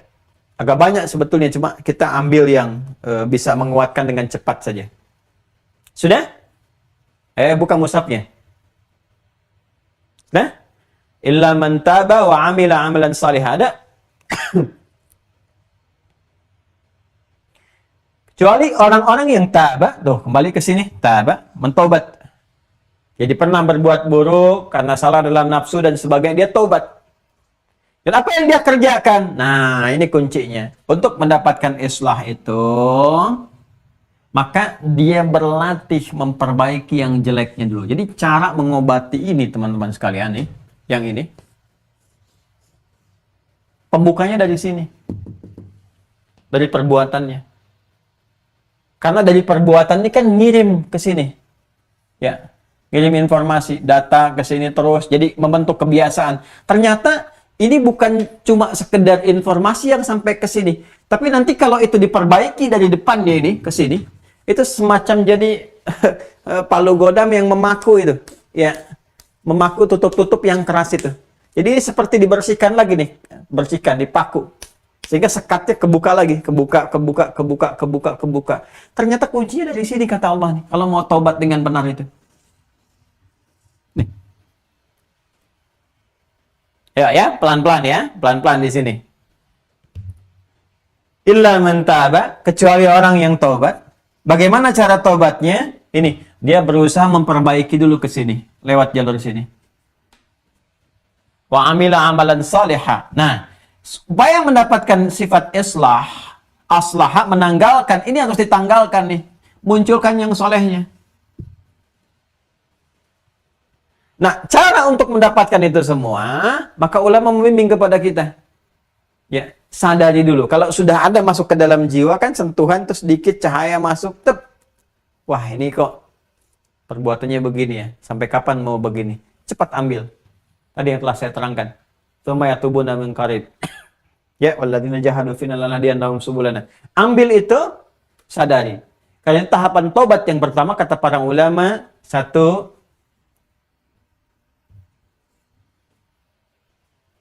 pelan-pelan. Untuk mengentaskan yang salah, yang kita harus menyadari bahwa itu keliru. Sadari bahwa ini salah. Pelan-pelan. Awas, kalau ini belum ada, ya 3 langkah yang akan kita sebutkan belum ada, susah mengunculkan yang solehnya. Sadar dulu bahwa itu salah.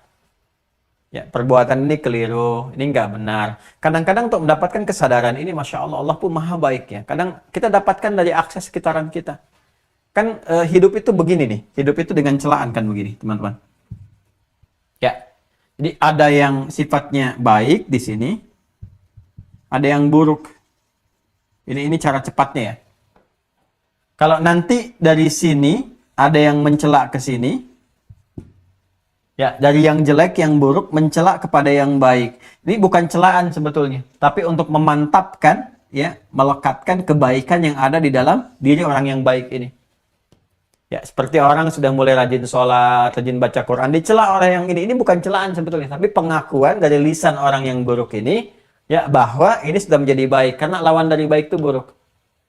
Sebaliknya, kalau ada orang baik yang meluruskan atau bahkan mencela, ini menunjukkan ada keburukan yang harus diperbaiki karena sayang. Kalau nggak sayang, nggak akan dicela. Dibiarin aja buruk. Ya, jelas ya? Nah, karena itu, kalau Anda mendapatkan misalnya arahan-arahan, itu pasti itu. Setiap ada tindakan yang buruk, itu pasti ada yang meluruskan. Sekarang kan cepat viral. Rame, viral, begini, begitu. Terus kan ada yang komen, ada yang memberi saran, ada yang mencela. Nah, itu tinggal lihat yang nyela siapa. Kalau yang nyela yang ini, berarti tangkap itu dengan baik untuk menyadari bahwa itu keliru, sadar. Setelah menyadari itu semua, sesali. Oh, ini salah ini saya nih, sesali. Ya. Menyesali pada diri sendiri, ya, mengatakan bahwa ini kamu nih nafsunya salah nih ini. Harusnya nggak boleh begitu, itu nggak benar. Mencela sesuatu pada diri, ya pada diri kita itu laum namanya, ya pada diri. Yang pencelanya disebut laim. Kalau sungguh-sungguh mencela lawam, ya kalau jiwanya mencela diri sendiri, kenapa saya dulu berbuat begini? Ini nggak benar nih, saya pengen balik nih. Itu lawamah namanya, sifat nafsunya lawamah. Ya, makanya nanti di hari kiamat banyak orang yang menghujat dirinya sendiri, ke jiwanya sendiri. Ya, kenapa dulu begitu? Salah ini, nggak benar nih. Setan sih gara-garanya. Tuh, di serial tentang setan itu, Akhir Tragis Iblis, kan saya pernah mengatakan, ya, menyebut firman Allah bagaimana iblis berpidato. Kok nyalahin saya? Saya kan nggak maksa. Salah kalian sendiri, kenapa ikut? Nah, itu disebut dengan lawamah, nafsul lawamah namanya. Di hari kiamat banyak terjadi begitu. Allah bersumpah di Quran surah ke-75 Al-Qiyamah di ayat yang kedua. Ya, setelah Allah menyampaikan la uqsimu biyaumil qiyamah wa la uqsimu bin nafsil lawamah. Quran surah 75 ayat yang kedua. Nah, ini menyesali dirinya sebelum menyesal di akhirat, dia sesali diri di dunia. Ya. Sadar, ya Allah, kenapa saya harus menjadi begini? Kenapa saya harus mencela si fulan? Kenal juga enggak dengan si fulan, bahkan dia enggak pernah menyakiti saya, nyakitin keluarga saya, nyinggung juga enggak pernah, membicarakan keburukan tentang saya juga enggak pernah. Kenapa saya harus menyakiti dia? Ya kan? Kenapa saya harus mencelanya? Ya, kenapa saya harus memviralkan hal-hal yang jelek tentang dia misalnya, atau mencari-cari kesalahan dan apa sih masalahnya? Dia nggak pernah nyakitin, dia nggak pernah mencela, dia nggak pernah berbuat buruk, nggak pernah menyoal ayah ibunya dan sebagainya. Kenapa harus berbuat buruk? Masalahnya apa? Dan, nah, lalu dia menyadari, dia sadar, dia sesali. Nah, dia ingin memperbaiki. Tiga, perbaiki. Perbaiki ini yang disebut dengan islah namanya. Ya, islah dari kata aslaha. Aslaha itu hamzahnya fungsinya izalah. Menepikan, menanggalkan, menghilangkan sesuatu. Jadi dia ingin coba perbaiki yang jelek ini, yang salah ini. Ya kalau yang salah diperbaiki berarti kan izalah, ditinggalkan, dihilangkan sehingga muncul solehnya, muncul lawannya. Nah, bagaimana cara memperbaiki ini? Di Quran surah tadi yang ke-25 ayat 71 langsung diberikan isyarat amila salihan. Ayo keluarkan jenis amal soleh untuk memperbaiki ini. Berarti lewat amal ini, kuncinya ini.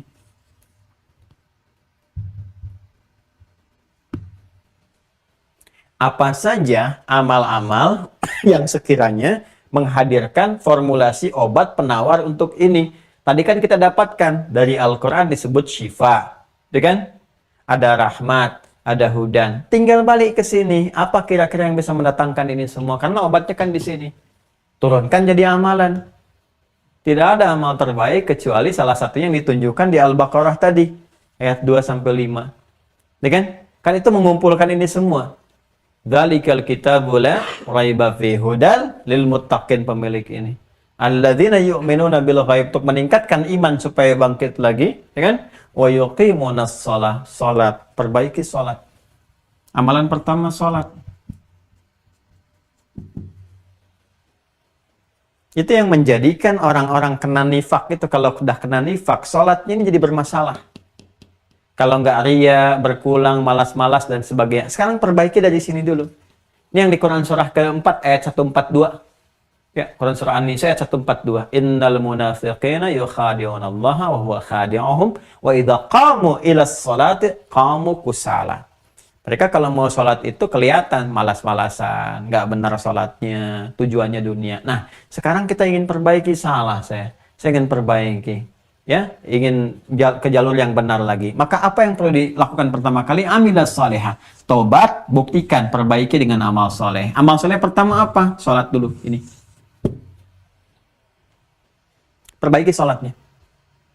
Mulai bergaul dengan orang yang sholat. Mulai datang ke masjid. Nanti insya Allah akan melembutkan hati.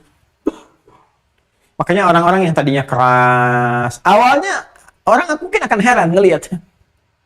Tumben dia ke masjid. Tumben tuh. Ya, karena nggak pernah menyentuh itu. Tapi setelah Anda membiasakan diri, itu Allahu Akbar. Allah tuh maha indah itu. Rahmat Allah itu. Itu tanpa Anda bicara, Allah bisa melembutkan hati orang-orang sekitaran. Ketika Anda 5 waktu sudah ke masjid, subuh ke masjid, zuhur ke masjid, asar ke masjid, maghrib sampai isya, yang tadinya orang mungkin nggak menyapa Anda, tiba-tiba sekarang udah mulai perhatian. Mulai datang, mulai menyapa, mulai jadi teman dan sebagainya. Itu sangat luar biasa. Kalau nggak percaya silakan.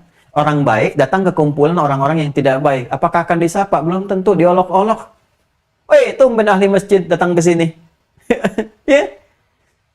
Sebaliknya orang-orang yang banyak salahnya datang misalnya ke tempat yang baik dan sebagainya, ya ke masjid misalnya, kata-kata kotor juga keluar. Kenapa? Karena orang baik itu nggak punya kosakata yang buruk. Keheranan ada. Wah, ini ya, insya Allah. Saling tanya itu semua, tapi ketika konsisten, subuh, zuhur, asar, maghrib, isya, terutama isya, itu obat yang paling sangat efektif untuk sifat nifak itu isya tuh. Tepat waktu, subuh sama isya, subuh, isya, subuh, isya. Kalau mau tambah dengan asar, yang pertengahan lebih bagus lagi. Ya, ini paling cepat tuh, Bu, kalau ibu jaga tuh anak-anak kita tuh ya, anak-anak ibu dan bapak. anak saya sama istri saya. Jadi dijaga tuh ya dengan baik. Subuhnya jaga, isyanya jaga tuh. Asar yang pertengahan. Itu kalau jaga betul, itu insya Allah anak terbebas, terjaga dari sifat-sifat nifak. Nah ini, sholat perbaiki. Nanti kalau sholatnya sudah bagus, manfaat pertama akan dirasakan. Sumber su ini kan dua bentuknya. Kalau bukan fahsya dari syahwat, mungkar. Makanya jangan heran kalau orang-orang munafik itu lebih pro nanti kepada homoseksual, lesbian, LGBT, macam-macam. Karena fahsya. Kalau nggak percaya silahkan. Begitu muncul kasus-kasus LGBT, itu pasti akan banyak tampil tuh. Dan mengaku Islam. Islam, Muslim, ya mau mengajukan ini, bikin undang-undang macam-macam, itu nifak itu. Dan jelas kok, isyaratnya jelas di Quran. Ya, dan Anda bisa ngelihat bagaimana perilakunya. Sholatnya bisa kelihatan, sholat apa enggak, benar apa enggak sholatnya. Itu udah pasti, itu udah pasti itu. Terus kumpulnya sama siapa, akan masuk semua. Kumpulnya bahkan dengan orang-orang yang belum beriman. Senangnya ngatur-ngatur yang enggak jelas. Ya, bikin-bikin isu yang enggak jelas. Nanti begitu ada perbuatan fahsya, dia muncul duluan. Begitu ada yang mungkar, yang nyala-nyala Islam, ngolok-ngolok, dia juga jadi supporternya, pendukungnya. Kesini aja. Ya, saya bicara zaman Nabi ya, yang waktu di Madinah itu, yang Abdullah bin Ubay bin Salul dan sebagainya. Saya bukan bicara masa sekarang. Kalau ada, ya berarti benar nih ayatnya nih, harus kita perbaiki nih, yang seperti itu. Saya bicara Abdullah bin Ubay bin Salul dulu, kumpulnya kan begitu, ya bikin markas di Diror, itu ada markasnya sendiri, ya, terus meng-hire itu influencer kalau bahasa sekarang tuh. Di masa Nabi itu Abdullah bin Ubay bin Salul kerjaannya tuh. Ya, bikin syair-syair provokatif macam-macam ada. Ya, dibuat seperti itu. Ya, kalau kita mau kemas ke bahasa sekarang, itu ada konteks-konteks di zaman dulu dan ayatnya ada jelas, tegas. Seperti saya sampaikan tadi At-Taubah ayat 101 itu. Ya, mimman haula minal a'rabi munafiqun, dan di antara mereka ada munafik akut. Maradu 'alan nifaq wa min ahli al-madinati maradu 'alan nifaq. Nah, ini yang sangat berbahaya. Ini masih saya tuliskan contohnya. Ini teman-teman sekalian ya. Di salat perbaiki nih. Kalau sudah salat, nanti ini akan terentaskan fahsyanya, nanti akan direduksi dan sudah mulai nggak senang. Ya, kenapa sih ya harus bela-bela yang seperti itu? Ini kan sakit, harus dibantu, ya, bukan harus dipertahankan. Ya, karena saya juga suka heran ya sama orang-orang bawa isu tentang ya homoseksual, lesbian dan sebagainya. Dia sendiri terlahir dari rahim seorang ibu, ya, yang punya pasangan ayahnya. Bapaknya sendiri dia lahir saja dari pasangan yang berbeda, ayah dengan ibu, ya kan? Bukan pasangan yang sama, ibu dengan ibu, bapak dengan bapak, nggak mungkin melahirkan dia. Bagaimana bisa mendukung sesuatu yang tidak menyebabkan kelahiran dirinya sendiri? Kan aneh gitu. Itu satu. Yang kedua, kalau anak cucunya juga berperilaku begitu, dia pasti akan menolak. Apakah orang yang pro dengan undang-undang LGBT macam-macam sampai ingin buat dan sebagainya, apakah ridho kalau anaknya juga begitu? Belum tentu. Ya. Coba kalau mendapati bapaknya begitu, dia pasti akan menentang.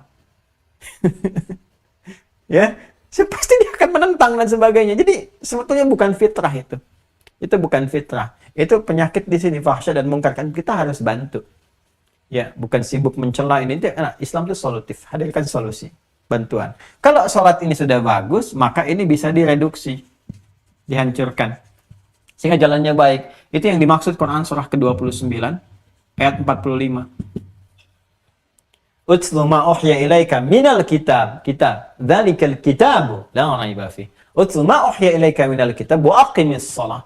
Innas salata tanha 'anil fahsya wal munkar. Selesai. Terus kalau salat sudah bagus, nyaman, kan ada tumaninah di situ. Tumaninah mendorong kepada kalbu, jadi tatmain. Ya, Quran surah 13 ayat 28, ala bidzikrillahi tatmainnul qulub. Ya kan? Zikir itu apa diantaranya? Salat, Quran surah 20 ayat ke-14, wa aqimis salata lidzikri. Ini amalan pertama. Karena itu kalau ingin terbebas dari nifak, petunjuk Al-Quran yang pertama ini. Tingkatkan sholat dulu, ini yang paling pokok. Sholat. Kalau sholat sudah bagus, ini akan pecah nih. Sekat ini akan pecah. Ini akan kembali kepada normal. Makanya setan itu ya, kepada yang sholat, wah, itu luar biasa nih. Dari sebelum sholat, akan sholat, sedang sholat, selesai sholat, terus digoda. Supaya hasil sholatnya nggak ada sama sekali. Ya, akan sholat wudhu. Dari adzan deh, Allahu Akbar. Itu udah mulai. Sebelum tiba waktu udah digoda. Kita sadar bentar lagi waktu sholat. Ya, tapi dibuat menerawang kemana-mana. Acara ini, itu, macam-macam. Ya, begitu adzan, muncul ada kesadaran lagi. Wa idza udzina fara syaitanu alaihi dhurat. Kalau adzan dikumandangkan, setan lari terbirit-birit. Wa idza thuwiba fa'ada. Kalau selesai adzannya balik lagi. Ya, makanya kalau adzan berkumandang tanpa sadar mengatakan sudah adzan ya. Kita dengarkan dulu selesai adzan. Baru adzan. Belum qomat. Itu kan terus. Nanti begitu Anda wudu, datang lagi setan, walhan namanya. Yang tadi saat adzan itu selesai datang goda, wudu goda lagi. Makanya ada orang-orang yang setelah wudhu pun suka bingung ini. Sebetulnya masih punya wudhu apa enggak gitu. Itu walhan namanya. Mau sholat, digoda lagi. Ya, Anda baru takbir begini. Kata Nabi, ya, fayaqulu syaitanu udhkur kada. Khinzib namanya. Ada yang mengatakan khanzab. Hurufnya sama, dibaca khinzib dengan khanzab. Nanti di fikih sholat kita bahas ketika masuk fikih. Makanya, hatta la yash'urul musalli kam raka'atan yusalli. Sampai ada orang salat itu nggak sadar berapa rakaat sedang menunaikan salatnya. Nggak sadar, terawang. Halus kan. Pasca salat digoda lagi supaya nggak ikhlas salatnya. Ya sedang salat aja digoda, ada sedang salat ria. Alladzina hum yura'un wa yamna'un al-ma'un. Kan itu orang salat. Fa wailul lil musallin. Alladzina hum an salatihim sahun. Alladzina hum yura'un wa yamna'un al-ma'un. Habis salat digoda lagi supaya hilang pahalanya. Ada yang bicarakan imamnya gitu-gitu amatnya, si amat aja nggak begitu. Iya ya, bacaannya sok panjang, itu tuh habis pahala. Entar pas masuk fikih deh ya, supaya nggak kita tuangkan semua di sini gitu. Ya ini teman-teman sekalian nih, sholat itu penting. Apalagi karena ini syifa, rahmat, hudan, ya. Dan clue-nya dari sini, sholat kan disebut zikir. Cari amalan tentang zikir yang mencangkup ini. Al-Quran sendiri disebut dengan syifa. Makanya kalau ingin mengentaskan nifak selain salat, rajin baca Al-Quran.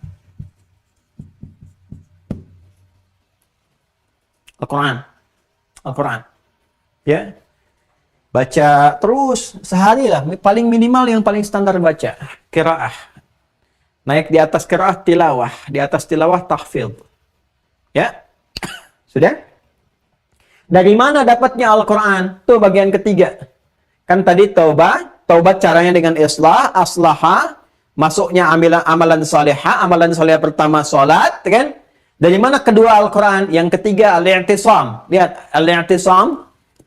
Tadi bagian yang saya tuliskan di pojok kiri itu ada al-i'tisam. Ya, Mas, tolong diarahkan itu ke al-i'tisam yang pojok dekat penghapus tuh. Ya. Tuh, yang paling ujung sana tuh. Nah, ketemu nggak? Al-i'tisam. Ada Mas? Ada. Coba munculkan yang ada. Tuh dekat penghapus teman-teman sekalian tuh ya. Ada al-i'tisam. Saya kalau ke sini.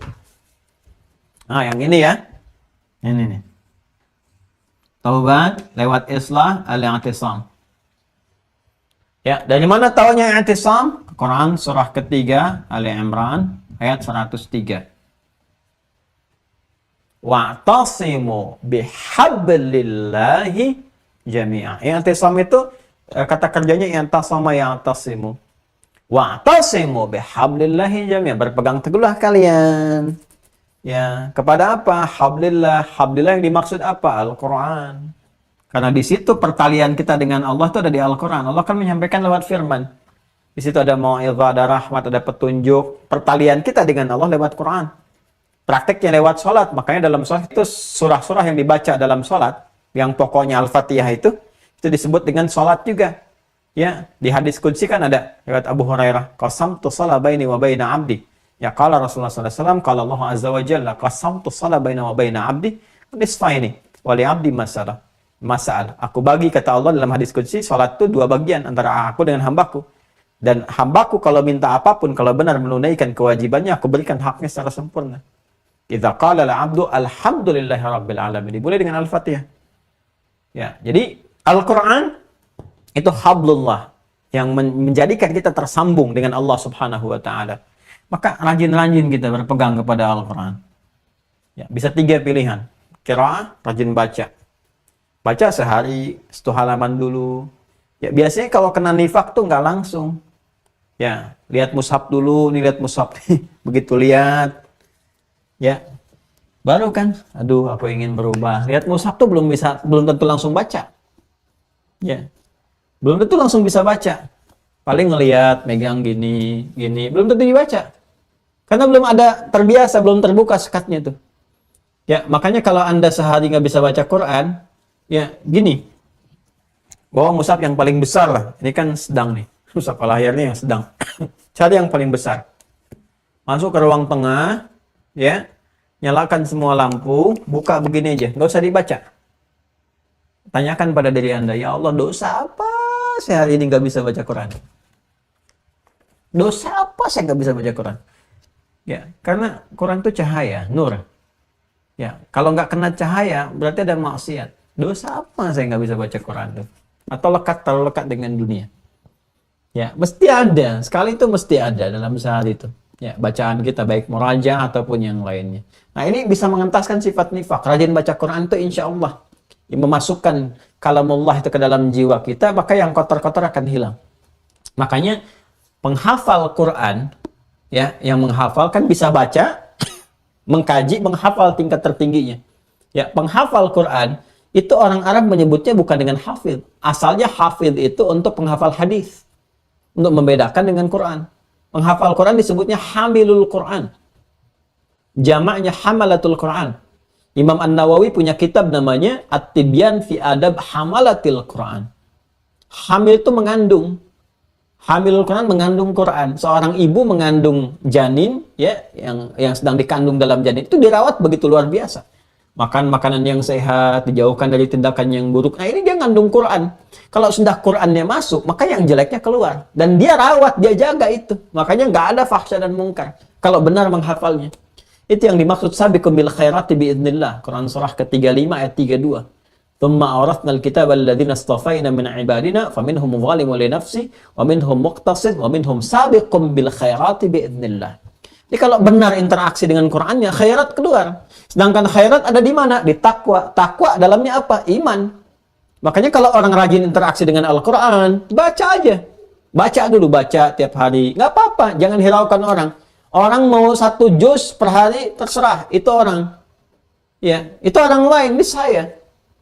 Kondisinya berbeda. Kita bisa mulai 1 halaman dulu. Ya, atau mungkin dapatnya cuma 2 baris dari 15 baris yang mushaf standar. Nggak apa-apa. Ya, nanti subuh dapat 2 baris, duhur sebaris, gak ada masalah. Maghrib nanti bisa 1 halaman, besoknya 1 lembar, besok ternyata penghafal Quran. Masya Allah. Ya, ya itu obat yang kedua.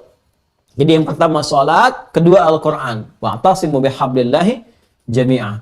Ya, yang ketiga, ini puncaknya untuk menyempurnakan ini semua. Wa akhlasu dinahum lillah, dan mengikhlaskan semua amalan itu lillah karena Allah Subhanahu wa taala. Mengikhlaskan semua amalan itu karena Allah Subhanahu wa taala. Ya, kalau sudah mengikhlaskan, maka kita baliknya cuma ke 2 surah. Pertama surah Al-Ikhlas, yang kedua Al-Bayyinah, wa ma umiru illa liya'budullaha mukhlishina lahuddin. Cara paling efektif untuk mengikhlaskan niat itu menimbang-nimbang diri kita sendiri. Ya, amalan kita. Jadi gini, kalau paling gampang prakteknya, paling ringannya begini. Kita sendiri bisa menilai diri kita ini sebetulnya seperti apa. Apakah banyak solehnya, banyak salahnya. Pahala atau dosanya. Kalau sekiranya merasa masih banyak salahnya, ya mohon maaf lah.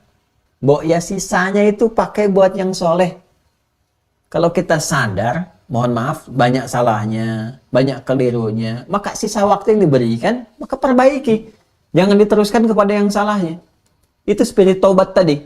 Bagaimana kalau diwafatkan dalam keadaan yang kurang baik?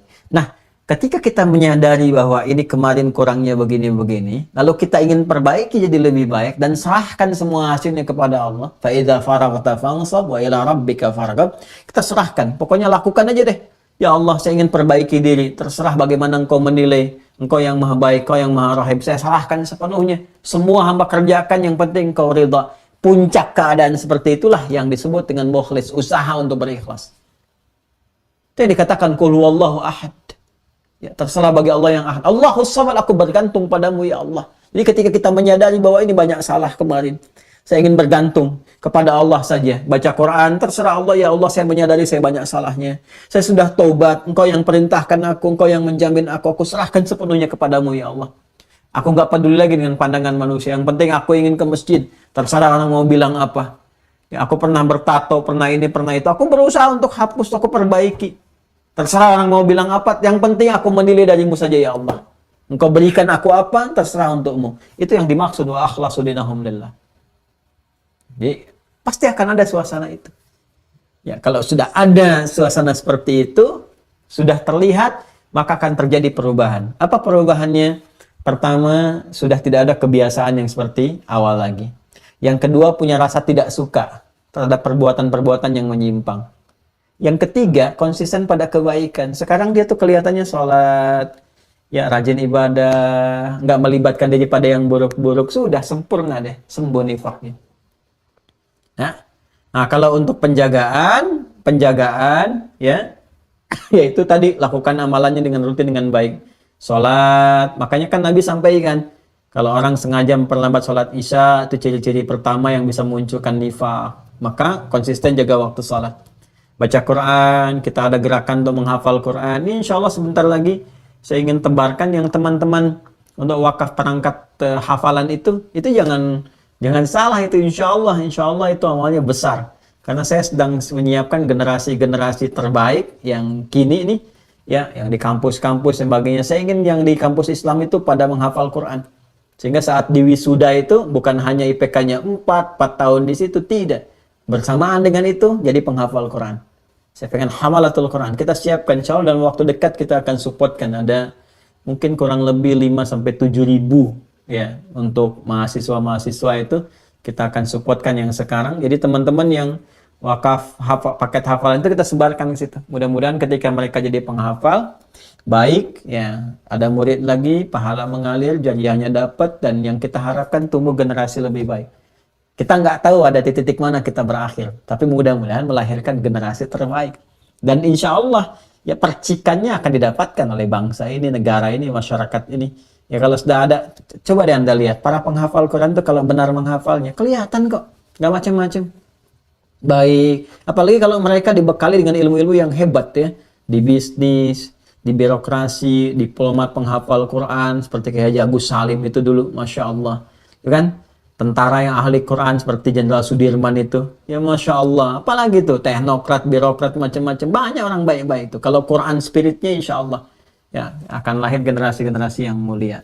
Nah ini gambarannya teman-teman sekalian. Jadi ini obat nifak, penawarnya ada 4, ya, at-taubah.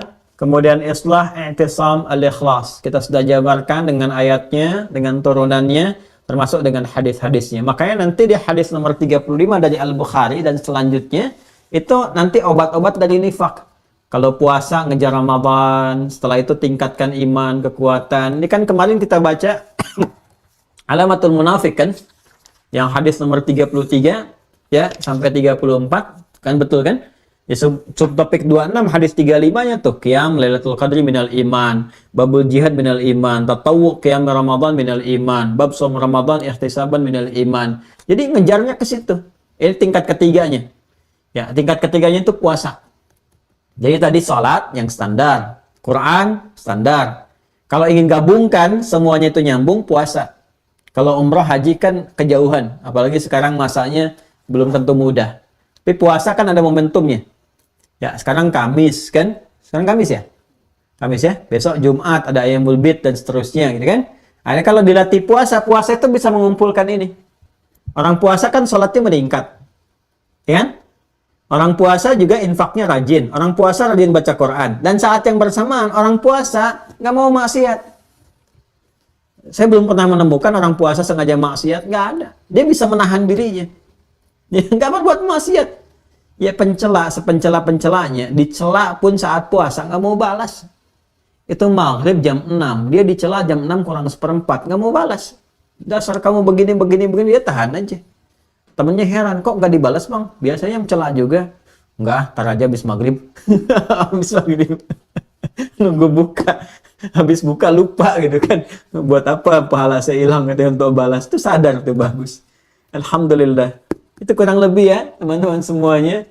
Alhamdulillah selesai bahasan kita. Ini penyakit yang sumber yang pertama, turunannya nanti ada seperti sum'ah, riya, hasad, hikdun, iri hati, dengki, dendam, riya, ingin kelihatan orang, sum'ah, ingin terdengar orang, dan sebagainya. Itu cabang pembahasan di ilmu tazkiyatun nafas. Nanti supaya tidak terlalu melebar pembahasan imannya, ya kita cukupkan dulu sampai di sini. Ya, selanjutnya nanti kita akan melihat bagaimana sahabat-sahabat Rasulullah SAW dilatih mempertahankan ini sampai Nabi wafat. Kalau selesai pembahasan itu yang terakhir, baru kita masuk ke langkah selanjutnya tentang bagaimana perjalanan iman di era-era pasca wafatnya Nabi Shallallahu Alaihi Wasallam. Ya, muncul apa, ini apa, sampai ke dialektika. Ketika selesai itu, kita sudah paham, tinggal dipraktekkan, pegang teguh dengan baik, kita tahu ilmunya, nanti tinggal masuk ke fikih. Ya, insya Allah. Saya kira itu yang disampaikan di kesempatan hari ini. Saya mengira bahwa kemarin saya sudah menyelesaikan untuk mengevaluasi yang tugas dari teman-teman itu, yang 1 halaman. Ternyata begitu saya selesaikan ratusan halaman, datang lagi lebih tebal lagi. Jadi itu pada gelombang kedua. Jadi saya ingin katakan bahwa saya belum selesai periksa yang kemarin Anda bikin 1 halaman itu. Mohon izin ya, karena saya duga kemarin itu tebalnya sudah segini sendiri yang kemarin itu. Nah, ya, ternyata begitu selesai datang lagi kertas. Saya pikir apa ini? Ini tugas yang kemarin, katanya Ustaz, datang lagi segini lagi. Jadi saya periksa lagi. Sementara hari ini saya mau keluar kota, jadi mohon bersabar ya. Mungkin pekan depan nanti saya coba sampaikan. Tapi sampai hari ini, ya berita baiknya belum ada yang masuk kualifikasi. Tapi sudah bagus. Oh, bagus semua rata-rata insya Allah. Saya kemarin memutuskan kalau memang nggak sampai kualifikasi, ya saya coba bagi aja supaya yang masuk kualifikasi nanti berapa, nanti kita bagikan supaya mendapat percikan kebaikan yang sama. Terima kasih untuk hari ini. Semoga diberikan rahmat oleh Allah Subhanahu wa taala. Lebih dari itu saya berbahagia karena teman-teman juga serius untuk belajar. Ya, kemungkinan pekan depan kita sudah akan mulai intens untuk Zoom dengan zonasi yang sudah kita siapkan. Hari ini saya akan maksimalkan hasil daripada zonasi di tim admin. Mohon ya, admin disampaikan. Kalau sudah ketemu pekan depan kita mulai akan aktif banyak untuk Zoom dengan wilayah-wilayahnya tertentu. Bagi angkatan yang kedua masih terbuka silahkan. Dan kita masih ada ta'lim umum. Nanti kalau sudah di database selesai, pembagiannya akan lebih terukur. Ya, terukur itu maksudnya ta'limnya mungkin tidak akan setiap hari seperti ini. Ya, nanti ada ta'lim untuk umum, ada yang zonasi sifatnya. Zonasi nanti untuk pendalaman, pengayaan, konsultasi, atau hal-hal yang mungkin bisa spesifik didapatkan sesuai dengan wilayahnya masing-masing, termasuk yang di luar negeri. Ya, sudah bergabung dengan kita bukan hanya provinsi di Indonesia, tapi sudah ada yang di luar negeri juga, yang terdekat dari Malaysia, Brunei Darussalam, sampai yang terjauh di Amerika. Saya sudah lihat kemarin, ada yang di Amerika, ada yang di Uni Emirat, di Arab, ya, dan sebagainya. Mudah-mudahan bermanfaat. Di Jepang juga terhubung dengan kita, New Zealand, Australia, ya nanti insya Allah bisa disatukan di wilayah-wilayahnya, dan mungkin juga keadaannya bisa berbeda dengan tempat kita di Indonesia. Jadi isunya, pembahasan, dan solusinya bisa diperluas sesuai dengan kebutuhan masing-masing. Terima kasih untuk hari ini, semoga bermanfaat dan semoga dirahmati oleh Allah Subhanahu wa taala. Mohon maaf kalau ada yang kurang berkenan, ada yang keliru, salah, itu mutlak kesalahan saya. Ya, kalau ada tentang ayat, tentang hadis, atau bahkan penjelasan, mohon disampaikan supaya bisa dikoreksi. Dan terima kasih atas perhatian. Semoga Allah berkahi kita semua. Allahumma taqabbal minna innaka antas sami'ul alim wa tub 'alaina innaka antat tawwabur rahim. Rabbana atina fid dunya hasanah wa fil akhirati hasanah wa qina adzabannar. Allahumma ati anfusana taqwaha wa zakkiha anta khairu man zakkaha anta waliyuha wa maulaha. Wa sallallahu ala sayyidina Muhammad wa ala alihi wa sahbihi ajma'in. Wa akhiru da'wana alhamdulillahi rabbil alamin. Assalamualaikum warahmatullahi wabarakatuh.